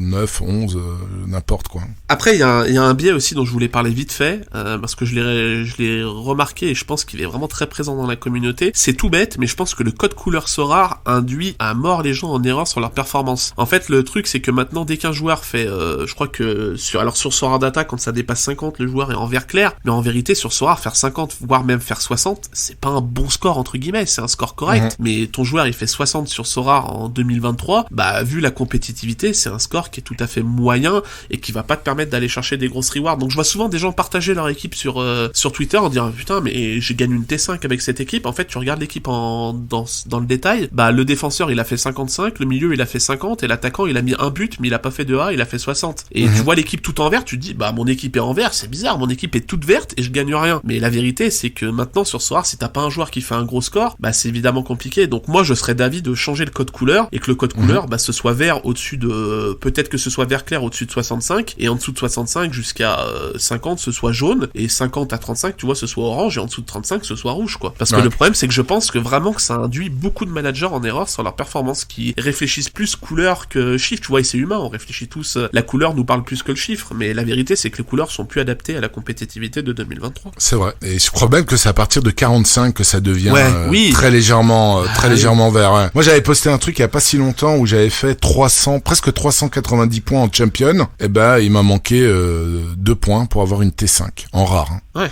Et il y avait du vert. Après c'était pas du super vert, mais 390 points, tu te dis c'est quand même honorable, hein. À l'époque on gagnait premier, on terminait premier avec 390 points. Évidemment, et là tu dis même la T5 donc je te rejoins pour la champion, c'est vraiment très très compliqué. Là cette Game Week-ci aussi, quand tu regardes, il y a des grosses perfs, hein, et encore les matchs de ce soir en conférence Europa League qui doit se jouer, c'est pour avoir une belle carte, il faut être à 500 points. Là, je suis à 430, je crois. Je suis en T3. J'espère que la T3 va tenir.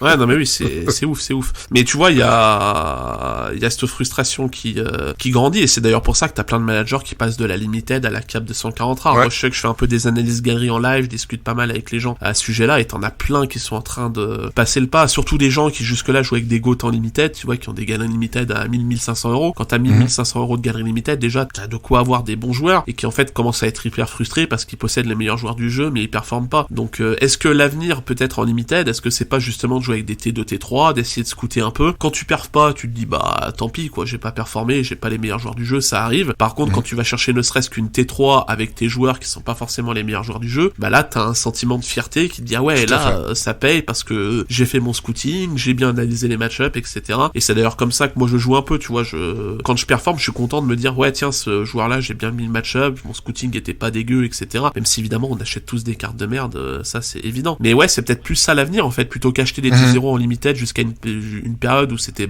tu veux jouer en limited, achète les GOAT du jeu, ferme les yeux et range les rewards.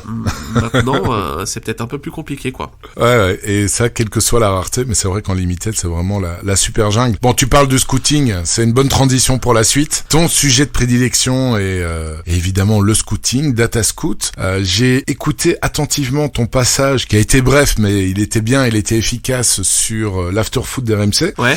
Et voilà, explique un peu avec qui tu t'es lancé, parce que si j'ai bien compris, tu es cofondateur ou associé de Datascout. Voilà, quand t'as débuté la réflexion, comment ça s'est passé, avec qui tu t'es lancé, raconte-nous tout. Alors on s'est lancé Datascout, du coup maintenant on est une boîte, on s'est lancé avec 3 amis, donc on est 4. Et en fait la création, elle est un peu originale, puisque en fait c'est mes 3 potes qui avaient un compte Sorare, etc.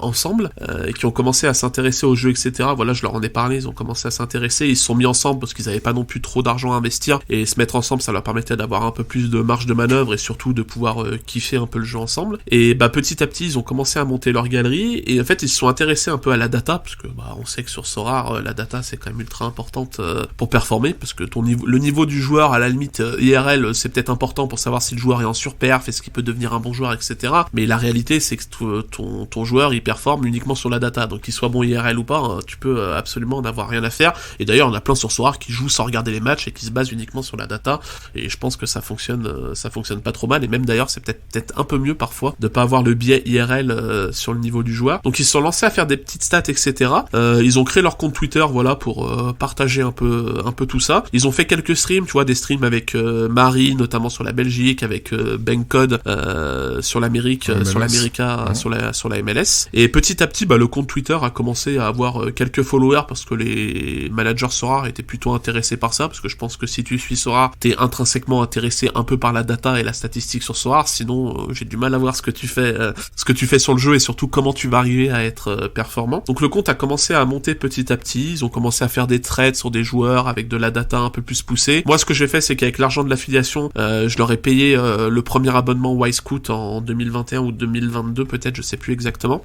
pour qu'ils aient accès justement à une base de données beaucoup plus complète, où là ils pourraient faire plein de choses sur plein de championnats, etc. Donc je leur ai payé ça. Moi j'étais pas du tout impliqué dans le truc, je suivais leur aventure, et j'étais bien évidemment avec eux parce que c'est mes potes, mais j'étais pas du tout impliqué dans le truc. Et petit à petit ça s'est monté, et début janvier 2023, on était sur une période un peu compliquée sur Sorare, c'était la chute des prix, etc. Donc c'était un peu la communauté, c'était un peu compliqué, tout le monde se prenait la tête. La création de contenu c'était aussi compliqué, parce que quand tu fais un stream et que tu te retrouves avec 10 fois la même question dans le chat sur le prix des cartes, au bout d'un moment t'en as un peu ras-le-bol. Et du coup je sentais que j'avais un peu plus de temps à dégager que ça, tu vois, que je voulais un peu réduire Sorare pour réduire un peu mon exposition à Sorare et me dégager un peu la tête. Et je leur ai dit moi mon taf c'est la création de contenu, donc j'ai du temps à accorder à ça. Est-ce que vous voulez que je m'y mette un peu et que je vous aide justement à rebooster un peu le projet, parce que de leur côté il y en avait un qui était en études, un qui bossait, etc. Donc il y avait personne à plein temps sur le sujet là. Donc je leur ai dit écoutez, moi je suis chaud de m'investir là-dedans, j'aime bien la data, j'aime bien l'informatique, j'aime bien développer des graphiques, des programmes, etc. Donc on s'est lancé là-dedans. J'ai commencé à poster un peu plus activement sur le compte, ça a permis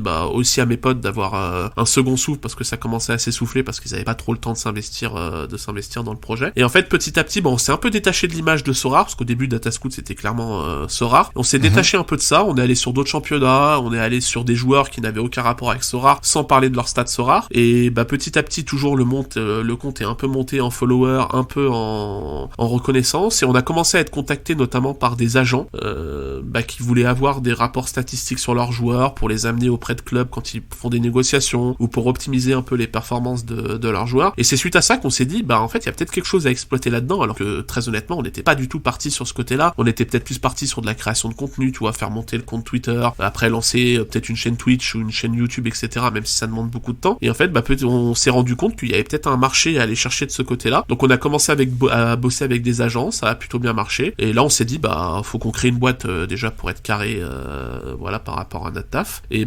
on a commencé à être contacté par un peu des clubs, on a commencé à démarcher, à avoir des contacts avec des créateurs de contenu un peu plus beaucoup plus gros que nous. Et petit à petit en fait, sans qu'on s'en rende compte, c'est devenu une entreprise, et on a commencé à avoir des contacts qui étaient quand même très intéressants, et maintenant on bosse avec aussi bien des agents que des clubs, et c'est assez impressionnant. Même nous on a du mal à y croire, quoi. C'est super. Et donc vous êtes 4, et tes potes là, vu que tu gères, c'est toi qui gères surtout le compte Twitter? Non, on est surtout 3 à être actifs dessus. Il y en a un qui a pas mal de demandes sur son taf, etc., qui est très peu actif en ce moment. Mais oui, moi je poste, on poste un peu tous les 3, honnêtement, il y a pas, on est tous les 3 actifs, quoi. Ok. Et donc ils ont été remotivés évidemment quand ils ont commencé à à voir l'ampleur que ça prenait. Ils sont beaucoup plus dedans maintenant ou bien c'est... Ah bah oui, carrément, oui, bah je pense que ouais, c'est comme tout en fait. Quand tu sens que ce que t'es en train de créer, t'es en train d'avoir des contacts, que tu sens que tu peux créer quelque chose de sympa autour de ça, qu'en plus ça réunit tout ce que t'aimes, ça réunit le football, un peu l'informatique, un peu la data, bah ouais, évidemment, t'es plus motivé que quand tu fais ton truc dans ton coin, tu kiffes ce que tu fais, mais peu de personnes te suivent, donc évidemment, ouais, ça donne un coup de boost au moral, et même moi, hein, je le cache pas que pendant un moment, tu vois, j'ai pu streamer, je me suis un peu coupé de tout, je me suis vraiment focus là-dessus pour justement bosser sur ce qu'on était en train de faire, etc., pour améliorer ce qu'on proposait, et ça m'a quand même fait du bien de couper un peu de Sorare et de faire autre chose, et de me détacher un peu de la communauté, de la création de contenu, tu vois, là je suis revenu avec un état d'esprit un peu différent, donc même moi ça m'a fait du bien. Ouais, je peux comprendre, parce que c'est on est à 100% là-dedans, ça devient... Ouais.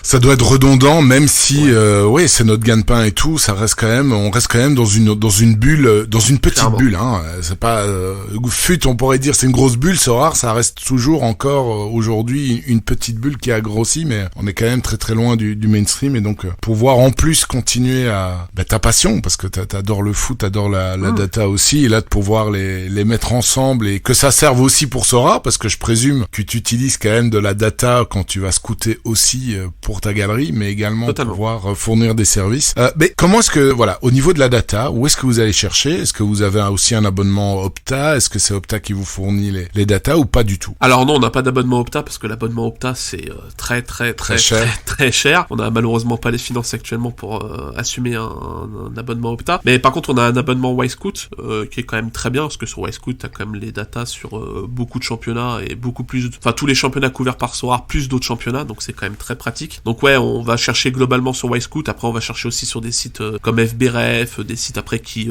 font des services un peu plus individuels, de l'Understat. Il y a quoi comme autre nom? Enfin après, t'as plein de sites. Voilà, notre site principal c'est Wisecout. Après, on va piocher un peu à droite selon nos besoins. Ok. Et donc là, et comment elle arrive cette data? Donc ça arrive sous quelle forme? En fait, nous, notre travail principalement, c'est de démocratiser entre guillemets la data et surtout de la rendre lisible et de la rendre compréhensible par les gens qui comprennent pas forcément la data et qui en ont pas forcément grand chose à faire. Le truc de Wisecout, c'est que c'est un outil vraiment top. Après, le problème, c'est que c'est très cher si tu veux de la vidéo, mais nous, la vidéo, c'est pas ce qui nous intéresse le plus sur le site. Par contre, quand tu demandes de la stat, etc., t'as beaucoup de stats, et pour un abonnement qui est franchement pas si cher que ça par rapport à ce que tu peux en faire. Mais le problème, c'est que si t'es pas un adepte de la data, bah en fait, les données Wisecout, c'est des grands fichiers, enfin, c'est des grands tableaux que t'extrais au format CSV ou au format Excel. Et bah, de manière brute, en fait, tu peux pas en faire grand chose parce que t'as des lignes de chiffres, mais comment tu sais que tel joueur est peut-être meilleur que tel joueur dans telle catégorie, etc. Ça, c'est très compliqué à assimiler quand tu te retrouves face à 100 000 chiffres devant les yeux. Donc nous, notre travail, c'est vraiment d'extraire ces données-là et après de générer des graphiques, des radars, des graphiques avec tableau qui permettent d'interpréter ça et de rendre les chiffres compréhensibles et surtout de leur donner une signification qui est claire pour quelqu'un qui connaît pas la data et qui a pas envie de s'embêter avec des chiffres. Ouais, donc c'est vulgariser, mettre en musique toutes les données. Un exemple concret pour qu'on comprenne bien. Là, je vois le 19 septembre, il y avait un jour un jeune, je tombe sur Gianluca Prestiani, 17 ans. Ouais. Tu as 12 critères. Donc but hors penalty, etc. Toute une série de chiffres. Quand tu parles de lignes de chiffres, que ça arrive sous format Excel, voilà. Pour lui, je présume que c'est la même chose pour tous les autres joueurs, combien de chiffres tu as par joueur? Alors des statistiques... Ouais. Sur Wisecout, alors attends, je regarde sur Excel, ça va jusqu'à D. Tu dois en avoir une centaine, entre 100 et 150, je pense, de statistiques par joueur. Okay. Comme ça, au pif, faut mettre entre 100 et 150, je pense. Avec des critères chaque fois différents? Oui, je présume que c'est quand même un peu segmenté. Alors t'entends quoi par critères différents? Par exemple, là, tu vois, les passes vers la surface, est-ce qu'il doit avoir un petit, je sais pas moi, un sous-menu passe, tir, oui. paire de balles. Ouais, t'as des sous-menus, etc. Mais nous, en fait, ce qu'on fait, c'est qu'on a développé des scripts en Python, etc. En fait, nous, on extrait, par exemple, sur le championnat argentin, saison 2023, on extrait les stats, de tous les ailiers du championnat argentin sur l'année 2023. Et après, nous, on fait tourner notre script, on lui dit, on veut que tu compares tel joueur à tel joueur sur ces critères-là. Et en fait, les critères, c'est eux qui construisent le radar avec les différentes catégories sur le radar. Ok, super. Donc, vous avez automatisé, en fait, ce système-là, avec un modèle, c'est que ça doit être quand même un sacré taf quand même. Ouais, c'est un gros taf, et surtout ce qui nous a pris le plus de taf, et notamment le moment où je me suis un peu coupé de Sorare, c'est qu'on a développé un algorithme de détection, où là on a développé un gros script Python, où là où on prend les statistiques, on récupère les fichiers Excel de 60 championnats dans le monde, donc environ 12 000 joueurs, et là on a un script Python qui en fait calcule l'index de performance de chaque joueur selon des caractéristiques. Tu vois, un milieu récupérateur, on va dire que niveau tacle c'est plus important que je sais pas, que marquer des buts. On va sur chaque statistique disponible, on va attribuer un coefficient multiplicateur selon le profil. Après on a 17 profils, et en fait on a une grosse base de données Excel qui est générée comme ça, où on peut dire tel joueur en Roumanie un tel index de performance, et après à côté de ça on a un calcul de classement de championnats dans le monde qui nous permet de dire la première ligue c'est le premier championnat, après la Bundesliga jusqu'au 60e championnat, et du coup on applique ce coefficient à nos index de performance, ce qui permet de donner un peu un classement mondial des joueurs dans chaque profil disponible, existant dans le football. Et par exemple on peut dire tel milieu récupérateur, évidemment un milieu récupérateur qui est moyen en première ligue, on peut peut-être considérer qu'un milieu qui est récupérateur qui est très bon en Bundesliga est meilleur que lui. Par contre un milieu récupérateur qui est moyen en première ligue, jamais de la vie il faut qu'il soit meilleur qu'un très bon milieu récupérateur dans le championnat roumain par exemple. Donc en fait ça nous permet de compenser un peu tout ça, qu'un joueur qui est très bon dans un championnat mineur va forcément être haut, mais il va pas être dans les premières places, il va être cohérent par rapport à son niveau de jeu, tu vois. Je sais pas si j'ai été clair là-dessus. Oui, tout à fait. Ouais, t'es obligé de compenser pour pas avoir, un milieu de Colombie qui soit meilleur qu'un Kimmich ou un truc comme ça, quoi. Exactement. Voilà, parce que l'adversité, évidemment, est aussi important. Est-ce qu'il y a des choses qui t'ont étonné quand tu as, là, maintenant, vous avez fait des graphiques pour combien de joueurs jusqu'à présent sur Twitter? Beaucoup, quand même, 300, peut-être plus. Je serais incapable de te donner le nombre parce je serais incapable de te dire un nombre, mais oui, c'est plusieurs centaines de joueurs sur Twitter, ouais. Combien de temps ça prend pour un joueur?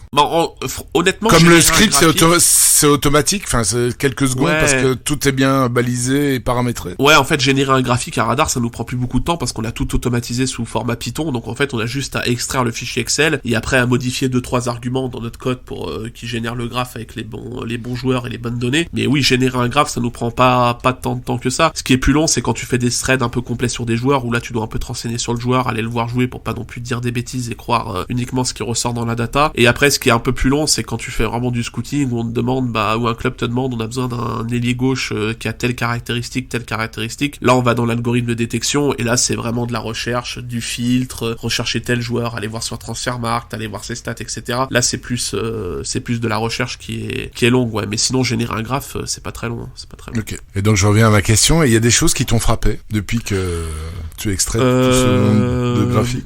Honnêtement, oui et non. Je veux dire, quand on regarde les championnats et les résultats de notre algorithme sur les grands championnats, on est plutôt sur les trucs qui nous paraissent cohérents par rapport à ce qu'on connaît du football, donc il y a rien qui nous ressort un peu étonnamment. Après, là où on a peut-être des trucs qui surprennent, c'est surtout sur les petits championnats, où parfois on découvre des joueurs, on regarde l'index de performance, parce ce qu'on fait, c'est qu'on a un calcul de différence entre l'index de performance du joueur et je sais pas, le top 20% du championnat, qui permet de nous dire ce joueur, il surperforme vraiment son championnat, il est vraiment en train de surnager, et des fois, ouais, tu tombes sur des profils un peu incroyables où tu dis, lui, il est dans le 90% dans toutes les catégories clés de son poste, qu'est-ce qu'il fait encore dans ce championnat, tu vois, ça me l'a fait avec Ivanic qui joue à l'Étoile Rouge, si je dis pas de bêtises de tête, mais par exemple, tu vois, on a un joueur qui joue au Mexique, Alvaro Fidalgo, si je dis pas de bêtises, qui ressort extrêmement bien dans l'algo, je crois qu'il a 26 ans, il joue au Club Américain, mais j'ai pas envie de dire de bêtises de tête, et c'est un joueur qui, statistiquement, ressort incroyablement bien, quoi. Donc t'attends que sa carte sorte, quoi.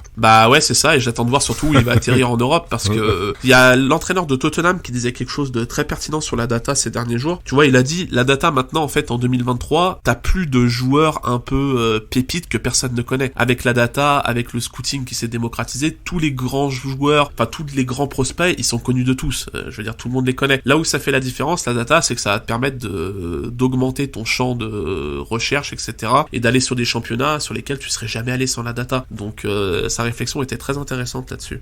Il y a de plus en plus, je me rappelle quand j'avais eu Mathieu Lille-Palette, le senior vice-président d'Opta, qui expliquait, et quand je préparais justement cet épisode, j'ai regardé, il y avait par exemple des clubs, à l'époque, maintenant j'ai pas vérifié, mais il y avait l'Orlando Magic, mon club préféré de NBA, qui faisait appel à leur module data, mais aussi avec intelligence artificielle. Et il y a de plus en plus, dans tous les domaines, ça se professionnalise de plus en plus. La data, on en fait appel même à toutes les sauces, que ce soit dans le commerce, même en médecine, dans le secteur des soins de santé, on utilise maintenant la data. Et ouais, c'est vraiment le futur. Et donc toi, tu l'utilises quand même quand tu vas scouter des joueurs avant de te mettre une enchère, de te lancer. Ok, je veux ce joueur-là. Tu vérifies quand même avec les données en ta possession. Ouais, je l'utilise parce que ce serait dommage de pas l'utiliser. Après, c'est pas une vérité absolue non plus. Non. Surtout que nous, sur Wisecout, les définitions des actions, etc., c'est pas les mêmes qu'Opta. Donc parfois, notamment au niveau de tout ce qui est interception, tacle, etc., où c'est vraiment différent. Donc un joueur qui ressort peut-être très bien après, un joueur qui ressort très bien dans notre algo, normalement sur Sorare, il aura toujours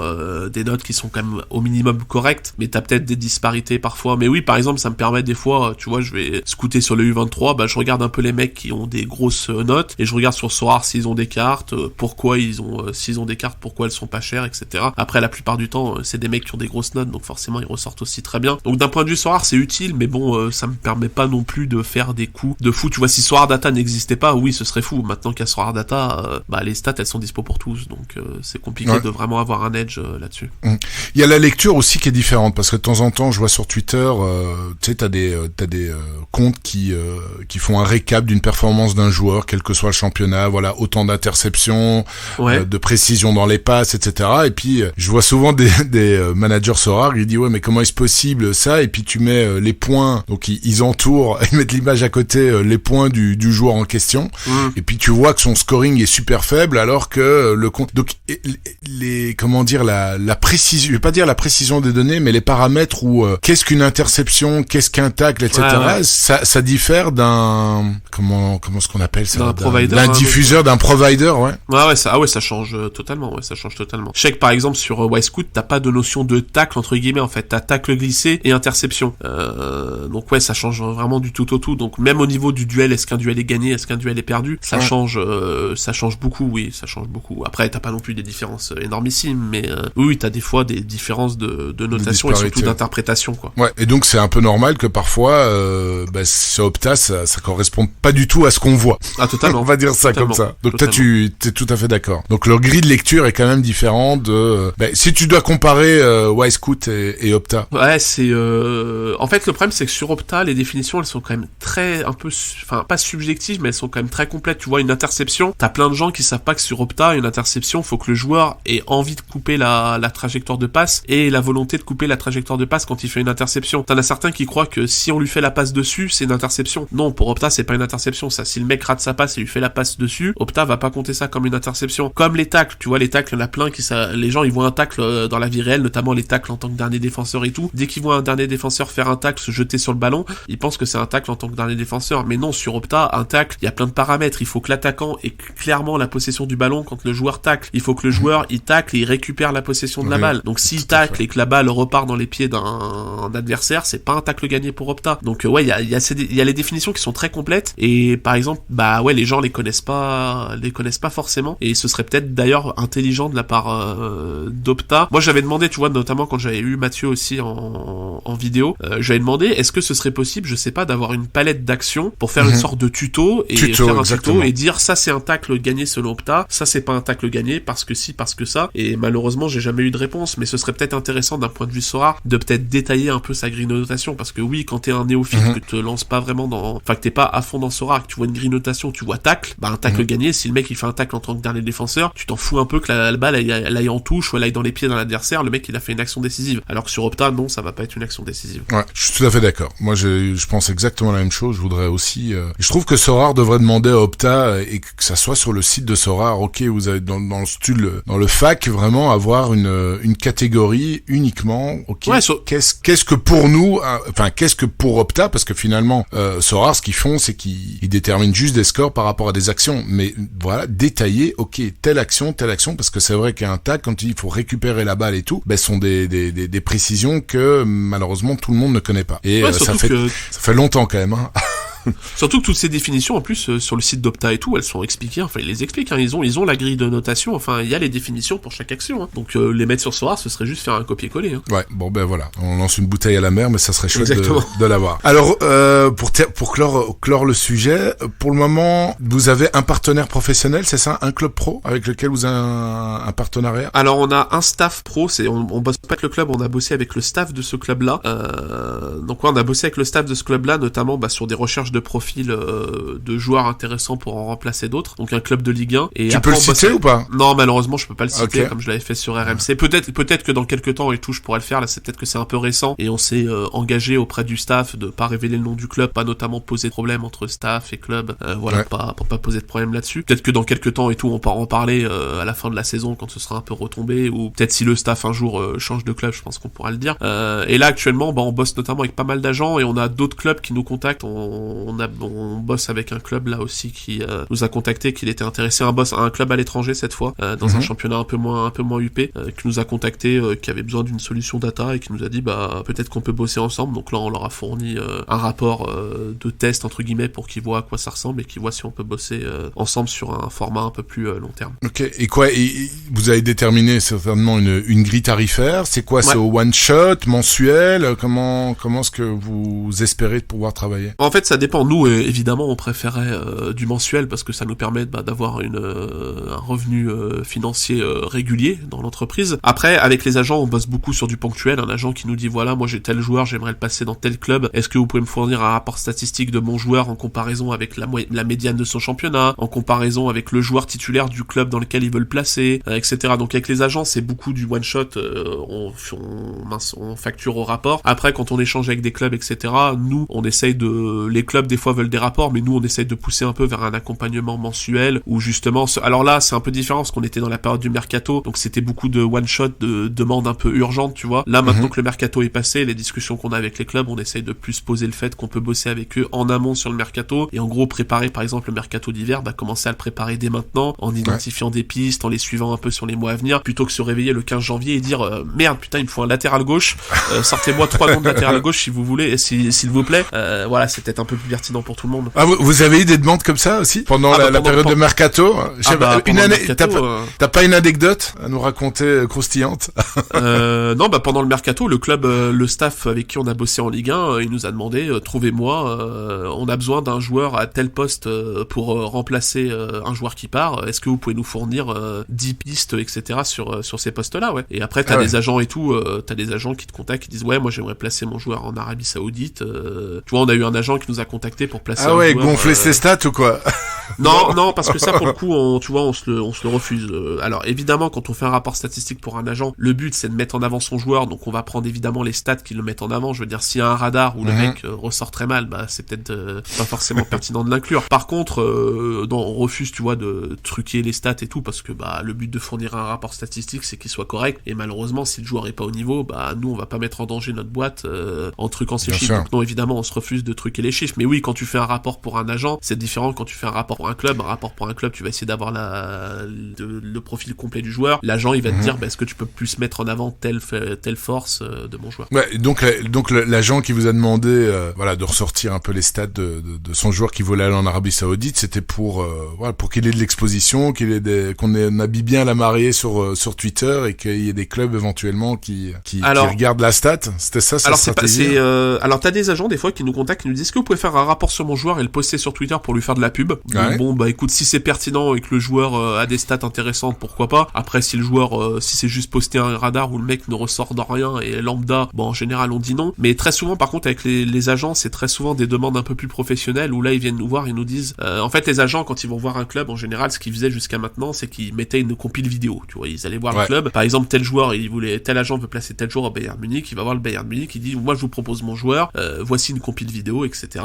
Et là maintenant ce qu'ils aiment bien faire maintenant un peu avec la démocratisation démocratisation de la data, c'est mettre une compile vidéo, mais aussi mettre un rapport statistique qui permet de dire au Bayern Munich, voilà le rapport statistique de mon joueur, il est très bon là-dedans, est-ce qu'il peut convenir à vos besoins par rapport à votre titulaire, il est peut-être plus pertinent dans ce domaine-là, etc. Et c'est surtout là-dessus que les agents nous contactent pour avoir des rapports un peu complets sur leurs joueurs pour le proposer à des clubs. Super, très intéressant. Je sais pas si tu voulais rajouter encore quelque chose avant de passer à la rubrique suivante. Non, écoute, pas grand-chose à rajouter là-dessus. Après, voilà, s'il y a des agents, des clubs qui nous écoutent, Datascout sur Twitter, on a un site internet, pas hésiter à nous contacter, on sera ravis de bosser avec vous. Voilà, comme ça la petite pub elle est passée et ça fait plaisir. Alors bon, on avait un petit sujet d'actualité, mais l'heure avance vite, Alexis. On va directement attaquer le questionnaire. Tac au tac. Ton joueur préféré dans la vie réelle est sur Sorare et pourquoi ce ou ces deux joueurs? Je vais citer Cézinha et Carles Ril. Tout simplement parce que je les ai découverts via Sorare et c'est les joueurs que j'adore suivre. Alors je suis beaucoup plus Cézinha pour le coup parce que les matchs sont le samedi matin. Là, Carles Ril c'est la nuit et la nuit j'essaie de dormir et de garder un rythme de vie cohérent par rapport à mon taf et tout. Donc je suis un peu plus Cézinha, mais oui, c'est bien évidemment les deux joueurs que j'ai découverts grâce à Sorare et que j'ai appris à aimer grâce à Sorare. Donc je serais capable de les départager. D'ailleurs, pendant longtemps, je pense que ton logo c'était une photo de Cézinha, non? Ouais, clairement, c'est ça. D'ailleurs, Torque, ça vient d'où? Alors ça vient à l'époque, pareil sur les forums, on s'amusait à prendre des pseudos un peu de sportifs connus, les pseudos collector qu'on appelait ça. Et j'avais pris le pseudo Torkilsen du lanceur de javelot Torkilsen norvégien. Et les gens automatiquement, au lieu de taper Torkilsen à chaque fois, ils ont raccourci par Torque et j'ai trouvé ça plutôt cool. Donc je me suis dit écoute, je vais garder ce pseudo là. Avec une référence scandinave en plus. Exactement. En prime, c'est bien. Exactement. C'est parfait. Très bien, maintenant c'est bien. Je dormirai moins con ça. Ton plus beau résultat, bon t'en as eu tout plein, mais si tu devais en choisir un. Si je devais en choisir un, je pense que ce serait le back-to-back en AS Rare Pro en mai 2022 où j'ai gagné la division 2 Game Week de suite. Incroyable. Ah ouais, ça c'est vraiment incroyable, je te confirme. Ta plus belle récompense? On en a parlé tout à l'heure, la plus belle récompense c'est clairement le Cristiano Ronaldo SR. Par la valeur, mais aussi par le fait que je pense que sans cette carte, je serais peut-être pas là sur Sorare parce que j'aurais peut-être pas la même galerie, j'aurais peut-être pas pu faire l'effet boule de neige comme ça sur ma galerie, et peut-être que si j'étais resté avec une petite galerie entre guillemets, peut-être que je me serais là jamais lancé dans la création de contenu, et j'aurais peut-être été, je serais peut-être resté un manager, un peu dans l'ombre toute ma vie, donc Cristiano Ronaldo SR. Ok, et tu l'as lâché, tu te rappelles quand? Parce que tu l'as plus dans ta galerie. J'ai lâché pour 9 ETH, mais c'était c'était à l'époque où le TH était encore plus haut, je crois, si je dis pas de bêtises, mais alors la date je l'ai plus, mais ça fait, je l'ai lâché quasiment un an après, en 2021 je pense que j'ai lâché. Ok, là tu pouvais pas refuser l'offre quoi. Non, clairement pas. Bien. Ton plus gros coup de poisse? Comme je t'ai dit en préparation, honnêtement j'en ai pas tellement en tête parce que j'ai quand même, en général j'oublie assez vite les déceptions, j'essaie de vite passer à autre chose parce que je trouve que sur Sorare, si tu rumines les DNP, si tu rumines les coups de poisse, tu deviens quand même rapidement fou, donc j'essaie de plutôt oublier ça rapidement, donc là comme ça en tête j'en ai pas de coups de poisse. Après on pouvait peut-être aussi parler du Mbappé rare que j'ai vendu 5 ETH lors du PUM 2021 alors que le lendemain il partait pour 40 ETH, donc ça c'est un petit coup de poisse entre guillemets, c'est plus une occasion ratée, mais non, des coups de poisse en vrai j'en ai pas en tête comme ça. Ok, c'est très bien. Et c'est le mindset qu'il faut absolument avoir sur ça. Ouais, carrément. T'as raté ta Game Week, ok, c'est bon, next. C'est ça. C'est comme un joueur de si on prend un joueur de raquette, tennis, il rate un point, il se concentre sur le point suivant. C'est un peu le mindset. C'est plus facile à dire qu'à faire, mais c'est ce qu'il faut avoir. À ton joueur à suivre. Alors le cœur, je vais dire Ernest Noama parce que je le suivais déjà beaucoup à Nordjylland, j'étais amoureux du joueur, j'en ai parlé plein de fois sur Datascout et j'avoue que voir qu'il arrive dans mon club à Lyon, ça m'a fait des frissons. Donc là, je suis content de le voir jouer. Quand je mets le match et tout en ce moment, je mets quasiment le match que pour le voir lui. Sinon après à côté en un peu moins connu, j'aurais dit Kadri, Abdelkader Kadri à Courtrai, tu dois connaître toi qui suis un peu le championnat belge, parce que je le trouve vraiment trop fort et je comprends pas qu'il soit resté à Courtrai cet été. Donc j'ai hâte de voir ce que ça va donner. À mon avis en hiver il y a des risques qu'il parte. Même pas le mercato d'été, je crois qu'en hiver il va passer le cap. On est d'accord. Et alors si tu avais Nicolas Julia devant toi, bon on sait qu'on l'a eu devant nous quand on s'est rencontrés à Paris pour le NBA Game, mais si tu l'avais là de nouveau devant toi, qu'est-ce que tu auras envie de lui dire ou le conseiller de faire? Bon, entendu tes conseils par rapport au gameplay, est-ce que tu as envie de changer, est-ce que tu auras envie d'ajouter quelque chose d'autre? Alors je t'avais mis un truc dans la préparation et j'ai pensé à autre chose entre temps. Non, bien évidemment, je lui dirais bravo parce que c'est assez incroyable d'avoir monté une telle l'entreprise en 4 ans. Enfin voilà, c'est absolument incroyable. Je lui dirais aussi bravo parce que sur Twitter et tout, quand je vois qu'il se fait mentionner tous les jours pour des conneries, je pense qu'à sa place, mais je deviendrais fou. Il doit se faire, les mentions et tout, ça doit exploser des fois pour des questions. Mais tu te dis, mais pourquoi le mec pose cette question? Des fois, je me dis, mais oh là là, mais c'est terrible. Et non, alors après, je lui dirais quelque chose. J'ai déjà eu l'occasion de lui dire en MP parce que j'ai déjà alerté plusieurs fois. Là, ça va faire peut-être un peu auto-centré, mais j'y tiens. C'est par rapport à la création de contenu. Je trouve que les créateurs de contenu Sorare ne sont pas assez soutenus par l'entreprise et aidés dans leur création de contenu. Ce que j'entends par là, c'est que Sorare, c'est quand même une grosse boîte maintenant, et je pense que tous les créateurs de contenu sont demandeurs d'aide de la part de Sorare, notamment peut-être au niveau contact pour organiser des petits concepts, parce que la vérité, c'est qu'actuellement, quand tu crées du contenu sur Sorare, t'es quand même rapidement dans une boucle. C'est compliqué de faire du contenu vraiment innovant sur Sorare. C'est pas le contenu le plus facile à stream, à faire du YouTube. Tu vois, quand tu fais du FIFA, t'as du pack opening, t'as du gameplay, c'est quand même facile à stream. Sur Sorare, à part du scouting, de l'ouverture de reward et tout, t'es rapidement dans une bulle. Et j'ai l'impression que Sorare est très axé sur le marketing, tu vois, d'aller chercher des nouveaux managers, mais encore trop peu sur le marketing de crédibilisation de sa marque et de consolider la communauté qui est là. Et je pense qu'ils ont quand même de la chance d'avoir des créateurs de contenu, et je dis ça en toute modestie, honnêtement, qui sont quand même pas mal impliqués sur le projet, qui proposent beaucoup de choses, qui font vivre la communauté à leur manière. Je pense que tous les créateurs de contenu, que ce soit sur Twitch, même sur Twitter, YouTube, etc., ils permettent d'engager la communauté et de garder la communauté engagée dans Sorare. Et je pense qu'ils devraient un peu plus aider ces gens-là en leur proposant, voilà, de créer des choses, en leur disant, voilà, on a telle chose, on peut t'aider pour faire ça. Je trouve que c'est trop peu le cas actuellement, et j'ai peur qu'à terme, ces gens-là arrêtent et partent petit à petit. Tu vois, on en a déjà qui sont partis, je vais pas citer des noms, mais t'as des gens qui streament beaucoup moins, qui font beaucoup moins de vidéos YouTube. Même moi, tu vois, si j'avais pas eu le partenariat Pookie qui serait arrivé, cet été, je me serais très certainement posé la question de tout arrêter, parce que c'est pas l'affiliation, c'est pas YouTube, c'est pas Twitch qui vont te permettre de vivre. Donc c'est un peu triste d'ailleurs que moi, qui fais quasiment 99% du Sorare, j'ai continué grâce à un projet comme Pookie qui n'a rien à voir avec Sorare. Et je sais que je suis pas seul dans le cas. Tu vois, là je parle pour moi, mais je sais que il y a plein de gens qui pensent comme moi, il y a plein de gens qui se posent des questions sur l'avenir par rapport à la création de contenu, et j'ai tendance à penser que si la création de contenu s'arrête sur YouTube, sur Twitch, ça ferait quand même beaucoup de mal au projet. Quand tu parles d'aide, tu parles vraiment d'aide matérielle, vraiment qui puisse, un peu comme Pookie, de l'exemple que tu as donné, un petit fixe, t'attends la même chose de Sorare, enfin une démarche similaire. Je parle même pas d'aide financière ou quoi que ce soit, parce que le problème quand tu crées du contenu avec, tu vois, si jamais t'as un contrat avec Sorare, c'est que dès que tu vas dire quelque chose, on va dire t'es en contrat sur Sorare, t'es payé pour dire ça, dire ça. Donc c'est même pas une aide financière, mais une aide au niveau de la création de contenu. Tu vois, proposer des choses, proposer des partenariats. Tu vois, Sorare a des partenariats avec des clubs, etc. français, permettent aux créateurs de contenu, je sais pas, d'aller interviewer un joueur, tu vois, de Grenoble, etc. Je suis pas sûr que y ait beaucoup de gens qui se poussent au balcon pour faire ça, et c'est aussi l'avantage de Sorare, c'est de connecter le réel,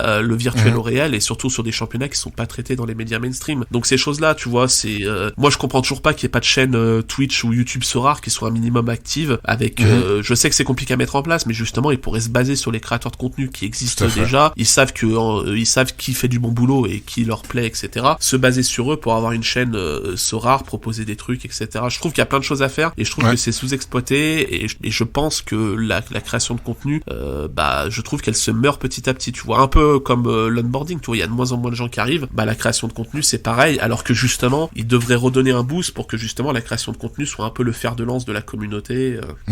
Tu me permets que je fasse l'avocat du diable? Ouais, vas-y. J'ai eu beaucoup d'échos, etc., en disant mais bon, c'est toujours les mêmes créateurs de contenu qui sont invités dans les loges. Alors Sorare, je pense à une loge, c'est à l'OL, je pense. Je sais pas s'ils en ont plusieurs loges, et dit c'est toujours les mêmes qu'on voit, etc. Et donc pour une partie de la communauté, ils se disent mais bon, les créateurs de contenu, c'est toujours les personnes qui sont favorisées. Je fais l'avocat du diable. Non, mais je dis pas que je suis d'accord avec ça. Non, mais ça est l'occasion de répondre à ça justement, parce qu'il y a pas mal de commentaires là-dessus. Alors ce qu'il faut savoir notamment, c'est que la loge à Lyon, donc oui, ils ont une loge à Lyon, après Paris-Marseille et tout, je sais pas ce qu'ils ont exactement, ça je peux pas me prononcer, mais à Lyon, tu vois, Sorare a une loge de 18 places. Et ce qu'il faut savoir, c'est que la saison dernière, moi j'ai dû faire 5 matchs, si je dis pas de bêtises, donc ce qui est déjà énormissime, je les remercie énormément. Et attention, quand je dis que que Sorare pourrait faire plus pour les créateurs de contenu, je crache pas du tout dans la soupe, hein, c'est pas du tout l'objectif, mais tu vois, moi par exemple, j'échangerais mes places en loge avec plaisir contre une aide pour vivre de ma création de contenu et proposer du contenu qui est de meilleure qualité. Donc évidemment, vivre les matchs en loge, c'est un truc de fou, et à chaque fois qu'on me propose, évidemment, j'y vais avec plaisir, et c'est top. Après, ce que les gens se rendent pas compte, c'est que une loge de 18 places, et en fait sur 18 places, quand t'as 3 créateurs de contenu, t'as 15 personnes qui sont pas des créateurs de contenu. Donc évidemment, t'as ce biais-là de voir sur Twitter, moi, The Noob, Jobs, etc., quand on poste une photo dans la loge à Lyon, ils ont l'impression qu'on est 3 dans la loge et qu'on est tout seul, et qu'on profite de la loge tout seul. Mais non, la vérité, c'est qu'on y allait pour Lyon-Paris, et en fait, on était tous les 3, mais il y avait des gens qui avaient gagné les concours via ActuFoot, via Footballogue, via le concours de l'OL. Il y avait un mec qui était là de Suède, parce qu'il était dans le top de la collection OL Limited, ils l'ont invité à venir, et le mec a fait le voyage Suède-Lyon pour voir Lyon se prendre 4-1 contre Paris. Le pauvre, j'étais dégoûté pour lui, et il y avait des gens qui étaient invités, et d'ailleurs des gens que je connaissais même pas, qui étaient même pas de l'univers Sorare. Donc oui, évidemment, c'est toujours, on est souvent invités parce que je pense qu'on habite sur Lyon, et du coup ils nous connaissent, donc quand ils veulent inviter des créateurs de contenu Sorare, ils pensent à nous. Mais la vérité, c'est qu'il y a plein de gens qui sont invités, et c'est pas des gens qui postent sur Twitter, parce que c'est des gens qui ont pas de compte Twitter, mais il y a plein de gens qui profitent de la loge, et non, c'est pas une loge où on est 3 et on y va à tous les matchs et on a la loge pour nous, hein, c'est très loin de ça. Hein. Est-ce que tu trouves pas que Sorare met trop l'accent sur le soutien, parce moi je trouve qu'ils offrent du soutien, mais plus spécifiquement ou je vais dire uniquement vers les créateurs de contenu anglophones. Pour pas le nommer, par exemple John Nellis, ou Fiago par exemple, qui est allemand mais qui fait de la création de contenu en anglais. On les voit dans les stades. John Nellis a été beaucoup plus loin parce que il est dans les pubs, etc. Donc il est un peu leur visage humain, on va dire ça, parce qu'il vient de la communauté, et que c'est une belle histoire, etc. Toi concrètement, tu attends la même chose aussi vers les créateurs de contenu exclusivement francophones? Je sais pas si j'attends la même chose, mais mais quelque chose de similaire, qui est pas une telle dissension entre ce qu'ils peuvent offrir comme visibilité, comme expérience à des créateurs de contenu anglophones par rapport aux francophones. Ouais, après tu vois, si tu prends du recul aussi, c'est normal. Je veux dire, Sorare, la communauté francophone, elle est déjà bien établie sur Sorare, et bien évidemment qu'ils ont 10 fois plus de communauté à aller chercher du côté anglophone, et bien évidemment que c'est 10 fois plus rentable pour eux de faire un truc avec John Nellis qui a 500 000 abonnés sur YouTube et qui a créé un truc de fou. Je veux dire, ce qu'il a fait John Nellis en partant de zéro via Sorare, c'est absolument insane. Bravo à lui, et toutes les félicitations à lui. Il y a absolument aucune jalousie ou quoi que ce soit par rapport à John, hein, que ce soit clair. Mais évidemment que c'est beaucoup plus rentable pour Sorare de mettre en avant un John Nellis que de mettre en avant un Torque, un The Noob, un Jobs, etc. Parce que nous, on a une communauté qui est déjà présente sur Sorare, et c'est pour ça que je dis que je trouve qu'ils sont très axés sur la marketing d'acquisition, tu vois, aller chercher des nouveaux managers. C'est ce qu'ils font avec Fiago, c'est ce qu'ils font avec John. Leur objectif, c'est que ces gens-là aillent chercher des gens qui ont une communauté. Tu vois, John, il a une communauté aussi de mecs qui le suivent peut-être par rapport à ce qu'il fait maintenant sur le football. Pareil pour Fiago, qui avait une grosse communauté avant Sorare. Leur but, c'est d'aller chercher des nouveaux managers. Là où je trouve ce qui est dommage, c'est que nous, on a peut-être l'avantage d'avoir une communauté quand même très engagée, et des gens qui sont sur la plateforme, et il faut aussi faire un peu de marketing, de crédibilité, de rétention.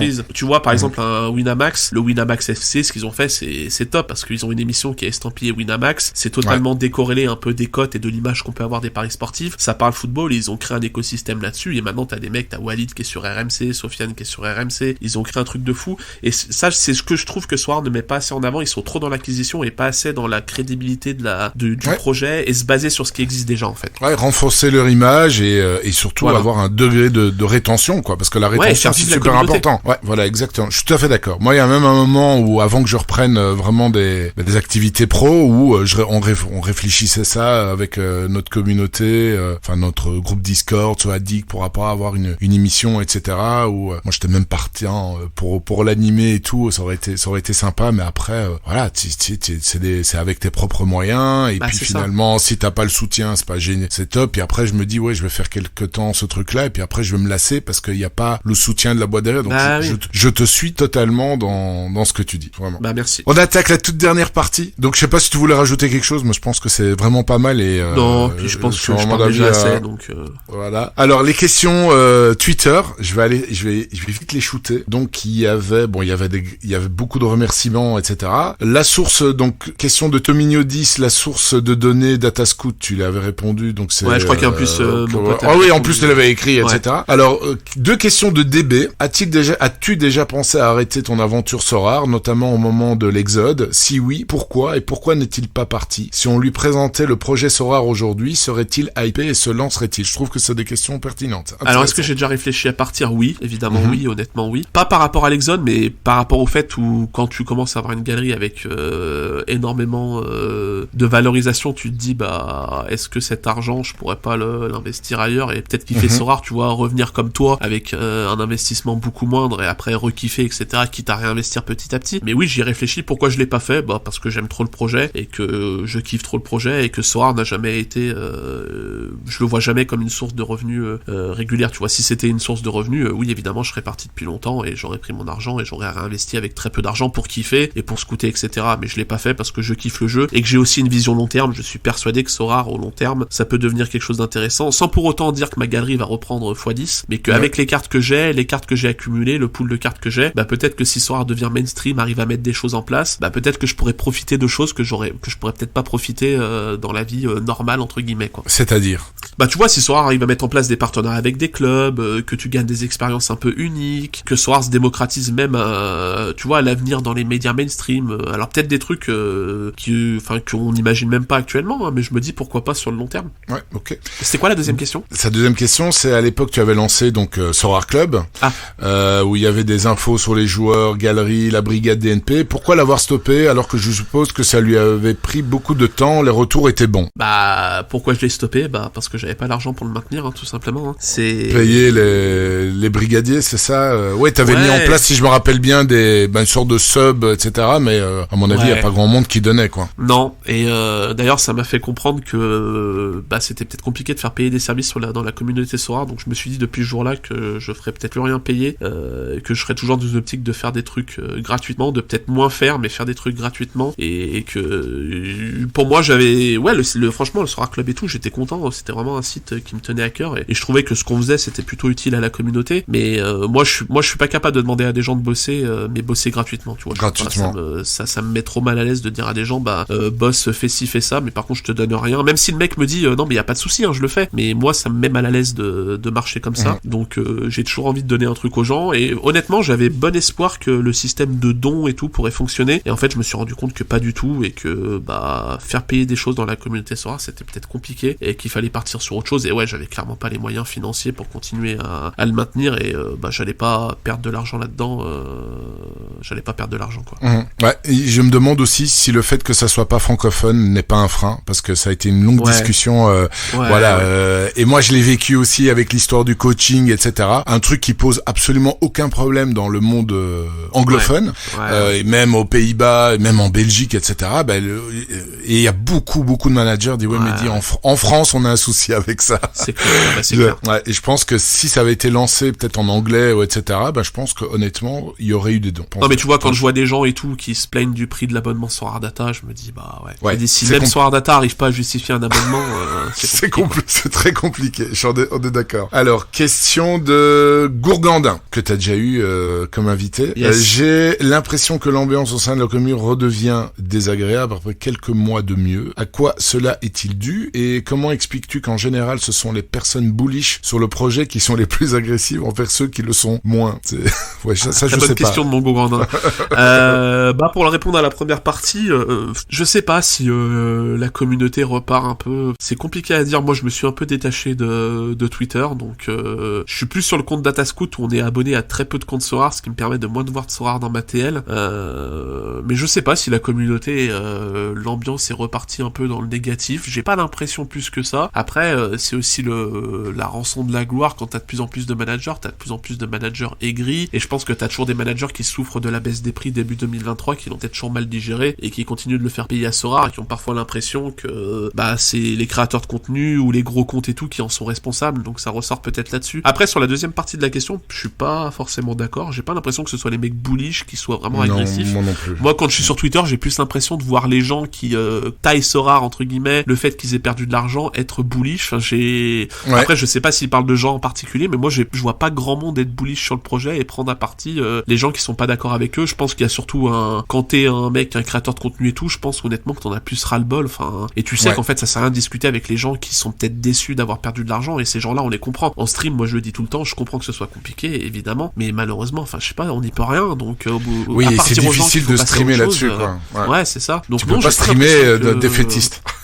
Ouais, j'ai pas l'impression que les gens que les gens bullish entre guillemets soient plus agressifs que les autres. En tout cas, je le ressens pas du tout comme ça. Ouais, en y réfléchissant là pendant que tu répondais, je me dis ouais, je pense à 2-3 managers qui sont un peu frustrés de la baisse des prix et qui, mais bon, je vais pas citer de nom, rien du tout. Ouais. Je vois plus ou moins ce qu'il veut dire. Oui, d'accord. Ouais, il y a des questions aussi très comiques. Alors, quelle est la rareté la plus sympa à jouer? Laquelle est la plus rentable? Bon, je présume que c'est unique. Question de Clément Mully. Bah, la plus sympa à jouer pour moi, oui, c'est l'unique. Après, la plus rentable, je pense que la plus rentable actuellement, c'est toujours de jouer la rare pro et les rares cotés sur Sorare. Je pense que c'est les divisions les plus rentables actuellement sur Sorare. Après, on a beaucoup ce genre de questions. Pareil, quand tu streams, beaucoup de gens qui viennent te poser la question. Salut, j'arrive sur Sorare. Quelle compétition tu me conseilles? Je sais pas. Quelle compétition tu suis? Quel est ton budget? Il y a des gens des fois qui ont l'impression qu'il y a des réponses toutes faites, alors que non, il y a pas de réponses toutes faites. Ça dépend de plein de choses et faut aussi se faire son expérience, voir qu'est-ce qui te fait kiffer, ce qui te fait pas kiffer, quoi. Je veux dire, ce qui me fait kiffer moi, ça va pas faire kiffer un autre manager. Voilà. C'est pas moi qui vais dire à un nouveau manager, investis là-dedans parce que c'est le mieux. Non, investis dans ce que toi tu penses être le mieux. Ouais, exactement. C'est comme dans la vraie vie, on est tous différents. Ouais. Et puis Sorare a cette faculté effectivement d'attirer tout plein de profils différents. Oui, c'est ça qui fait sa richesse. Avant-dernière question, Olympique Sorare, à ton avis, est-ce que quelqu'un qui investit dans le jeu maintenant avec une somme conséquente, environ 100K, peut-il être rentable chaque mois si sa galerie est optimisée en unique super rare? Être rentable, oui, évidemment. Après, tout dépend toujours de ce qu'on entend par rentable. Tu peux être rentable à 1% par mois, tu peux être rentable à 50% par mois. C'est pas du tout la même chose. Évidemment que tu peux être rentable sur Sorare parce que de toute façon, t'as les paliers. Donc, si t'as 100K à investir, tu peux te construire une galerie où tu vas toucher les paliers. Mais si t'investis 100K et que tu touches 500 €, c'est 0,05% de ton investissement. Mais quand on met ça un peu en recul sur le fait de pouvoir jouer les paliers tous les week-ends, toutes les midweek, le fait est que tu gardes tes cartes et qu'elles ont une utilité long terme. Enfin, je sais pas, je trouve le rendement actuel tout à fait correct, sans pour autant évidemment que tu dises au mec tu vas investir 100K, tu vas ressortir millionnaire dans un an. Donc tu peux être rentable, oui. Par contre, est-ce que tu peux être autant rentable que tu le penses? Peut-être pas. Ouais. Et pour revenir aux 100K, 500 €, et c'est 0,5%. Bon, s'il fait ça tous les mois, c'est pas mal, hein. Honnêtement, c'est beaucoup plus que le livret A, mais parce que tu 0,5 fois 12, ça fait du 6% par an, c'est magnifique. Mais à côté, il faut évidemment que le prix et la valeur de tes cartes restent évidemment.